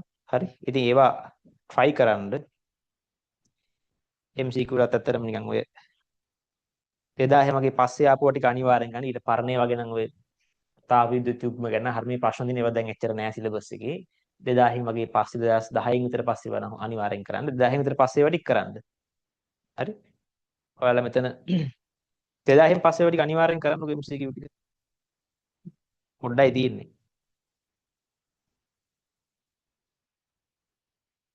එම්බා නිකමට ඔය අවසාන ප්‍රශ්න 21 2019 ආපු ප්‍රශ්නයක්. මොකක්ද කියන්නේ 21 වෙනි MCQ. උෂ්ණත්ව මිතිය සම්බන්ධයෙන් පහත ප්‍රකාශ වන නිවැරදි නොවන්නේ. වැරදි කහන්නේ. වැරදි එක. උෂ්ණත්වයේ සමග විචලනය වෙන මැනී හැකි භෞතික රාශියක් පැවතිය යුතුයි. හරි. ඒක තමයි උෂ්ණත්ව මිතිය ගුණය කියලා අපි කියන්නේ. තියෙන්න ඕනනේ. රසදිය වියදුරු උෂ්ණත්වමාන තුනී බිත්ති සහිත වියදුරු බල්බ් වලින් සමන්විතය. ඔව්. තුනී බිත්ති තියෙන්නේ ටක් ගාලා තාපය ඇතුළට සන්නායනය වෙන්නේ. ඉක්මනින් ප්‍රතිචාර දැක්වීම හදාගන්න. yes. විශාල රසදිය බල්බයක් සහිත රසදිය විදුලි උෂ්ණත්වමානයක් භාවිතා කිරීම මිනුම් පරාසය වැඩි කරගත හැක. පොඩ්ඩක් කන්ෆියුස් පොඩ්ඩක් තියලා තියන්න තුන. එකිනෙකට වෙනස් වර්ග දෙක උෂ්ණත්වමාන එකම උෂ්ණත්වයකදී සුළු වශයෙන් වෙනස් පාඨාංක ලබා දිය හැකි සියලුම උෂ්ණත්ව මිතික ගුණ එක සමාන ලෙස සංවේදී නොවීම නිසාය. එකක් පොඩි ඩවුට් එකක් තියෙනවා තියන්න. 5. රසදී වීදුරු රසදී හා වීදුරු අතර විශාල ස්පර්ශ කෝණයක් තිබීම නිසා රසදී වීදුරු උෂ්ණත්වමානයක නිවැරදි පාටම් ගැනීම සඳහා එක වාසියක්ලු. ස්පර්ශ කෝණය ගැන තාම දන්නේ අපි ඒක පදාර්ථයේ ගුණවල කොටස් තුනේ කතා කරන්නේ මේ පෘෂ්ටිකාල්තී කියන එකේ. මම ඔය 3යි 4යි දෙක පොඩ්ඩක් පැහැදිලි කරන්නම්. 3 මොකක්ද කියන්නේ? විශාල රසදිය බල්බයක් තිබීම. විශාල රසදිය බල්බයක් තිබ්බහම මොකද්ද වෙන්නේ? එයාගේ ආරම්භයේ තියෙන රසදිය පරිමාව ලොකුයිනේ. ඇයි බල්බ් එක ලොකුයිනේ? ඒක පිරෙන රසදිය දාලා තියෙන්නේ. එතකොට අපිට ලැබෙන උෂ්ණමිතික ගුණයේ වෙනස් වීම V θ ගත්තොත් V නෝට් වතාවක් එක දන ගැමා θනේ. මෙන්න මේ V නෝට් කියන එක නා ලොකු වුණාම මොකද වෙන්නේ? මෙයා ලොකුයි නම් V θත් ලොකුයි. හරි? ඒ කියන්නේ ආරම්භක පරිමාව ලොකුයි නම් වැඩි වෙන පරිමාවත් ලොකුයි. නැත්තම් වැඩි වෙලා පෙනෙන පරිමාවත් ලොකු වෙනවා හැම වෙලේම. මේ V dot ලොකුයි නම් V θ ලොකු වෙන්න ඕනේ. එහෙම වුණාම මොකද්ද වැඩි වෙන්නේ? එහෙම වුණාම සංවේදීතාවය වැඩි වෙන්න ඕනේ නේ. ඇයි? ලොකු බල්බයක් තිබ්බහම V node ලොකුයි. එහෙනම් අංශකයකින් උෂ්ණත්වය වැඩි වෙද්දී ලොකු පරිමාවක් පෙන්නනවා. දැන් V node පොඩි නම් දැන් θ එක දාන්නකො. θ කියන්නේ උෂ්ණත්ව වෙනසනේ. θ 1යි. මේවා නියතයි. θ එක දැම්මම V node අනුව තමයි තීරණය වෙන්නේ V θ කීයද කියලා. කොච්චරක් මෙයා වැඩි වෙලා පෙන්වනවද අවසාන පරිමාව කියලා. V node පොඩි නම් V θ පොඩි. V node ලොකුයි නම් V θ ලොකුයි. ඒ නිසා ආරම්භක රසදිය පරිමාව ලොකුයි නම් අංශකයකට පෙන්න පරිමාව ලොකු වෙනවා නැත්නම් සංවේදීතාවය වැඩි වෙනවා. දැන් මේ කියන්නේ විශාල රසදිය බල්බයක් සහ රසදිය විදුලි උෂ්ණත්වමානයක් භාවිතා කිරීමෙන් මිදුම් පරාසය වැඩි කරගත හැක නැහැ. ඒක වැරදිනේ. මිදුම් පරාසය වැඩි වීමක් වෙන්නේ නැහැ. මොකද රසදිය වල අපි ගන්න ද්‍රවාංකයයි තාපාංකයයි අතරනේ මොනවා කරත් තියෙන විශාල රසදිය බල්බයක් තිබ්බ කියලා ඒක වැඩි වෙන්නේ නැහැ. සංවේදීතාවය වැඩි වෙනවා. ඕන එතන ලියාගන්න මේ වාක්‍ය ගාවින් ඒක තමයි උත්තරේ වෙනවා. ඒක වැරදි. හැබැයි සංවේදීතාවය වැඩි වෙනවා. සංවේදීතාව වැඩි වෙනවා. පරාසය වැඩි වෙන්නේ පරාසය වෙන්නේ නැහැ නේ. පරාසය වැඩි වෙන්නේ නැහැ නේ. උෂ්ණත්ව පරාසය වෙනස් වෙන්නේ නැහැ නේ. හැබැයි මෙහෙම එකක් තියෙනවා. ඕකේ. එතන පරාසය කියලා මෙහෙම කතාවකුත් ගන්න පුළුවන් අපිට. අර සම්පූර්ණ තාපාංකයයි මේකයි පරාසය නෙමෙයි. දැන් අපිට උෂ්ණත්වමානයේ යම්කිසි ප්‍රමාණයක් තියෙනවා දිගක් මෙතන. දැන් මේ දිග පිරෙනකම් විතරනේ අපිට කරගන්න පුළුවන්. හරි? V නෝට් වැඩි නම් V θ ලොකුයි. මේක ලොකු ප්‍රමාණ වලින් ප්‍රසාරණය වෙනවා. ලොකු ප්‍රමාණ වලින් ප්‍රසාරණය වුණාම දැන් හිතන්නකො කලින් මෙතන බිඳුව ඉඳන් සෙල්සියස් 100ට ගත්තා කියලා. මේ පරාසය කියන එක අදහස මෙතන මෙහෙම අරන් තියෙනවා. කලින් සෙල්සියස් බිඳුව ඉඳන් 100 දක්වා මැනගත්තා කියමුකෝ. දැන් V නෝට් ලොකු කරපු ගමන් සෙල්සියස් අංශකයකට මෙයා වැඩි වෙන පරිමාව ලොකු වෙනවා. ඒක ලොකු වෙච්ච ගමන් දැන් මෙතන ඉඳන් මෙතෙන්දම ගියාම සෙල්සියස් 60ක් විතර ඇවිල්ලා තියෙන 100 දක්වා මැනගන්න බෑ ඇත්තටම. දැන් 100 දක්වාම අයින් නම් මේක තව උඩට හදන්න ඕනේ. පැහැදිලිද? ඒ කියන්නේ දැන් පරාසය අඩු වෙලයි තියෙන්නේ. තේරිච්ච කට්ටිය yes. තේරිච්ච කට්ටිය yes. සංවේදීතාව වැඩි වුණා පරාසය අඩු වුණා. ඔව්නේ. සංවේදීතාව වැඩි වුණාම ඒක වෙනසකට පෙන්න ප්‍රමාණය වැඩි වුණාම පරාසය අඩු වෙන්න එපා එතකොට. පැහැදිලිද? තේරිච්ච කට්ටිය yes.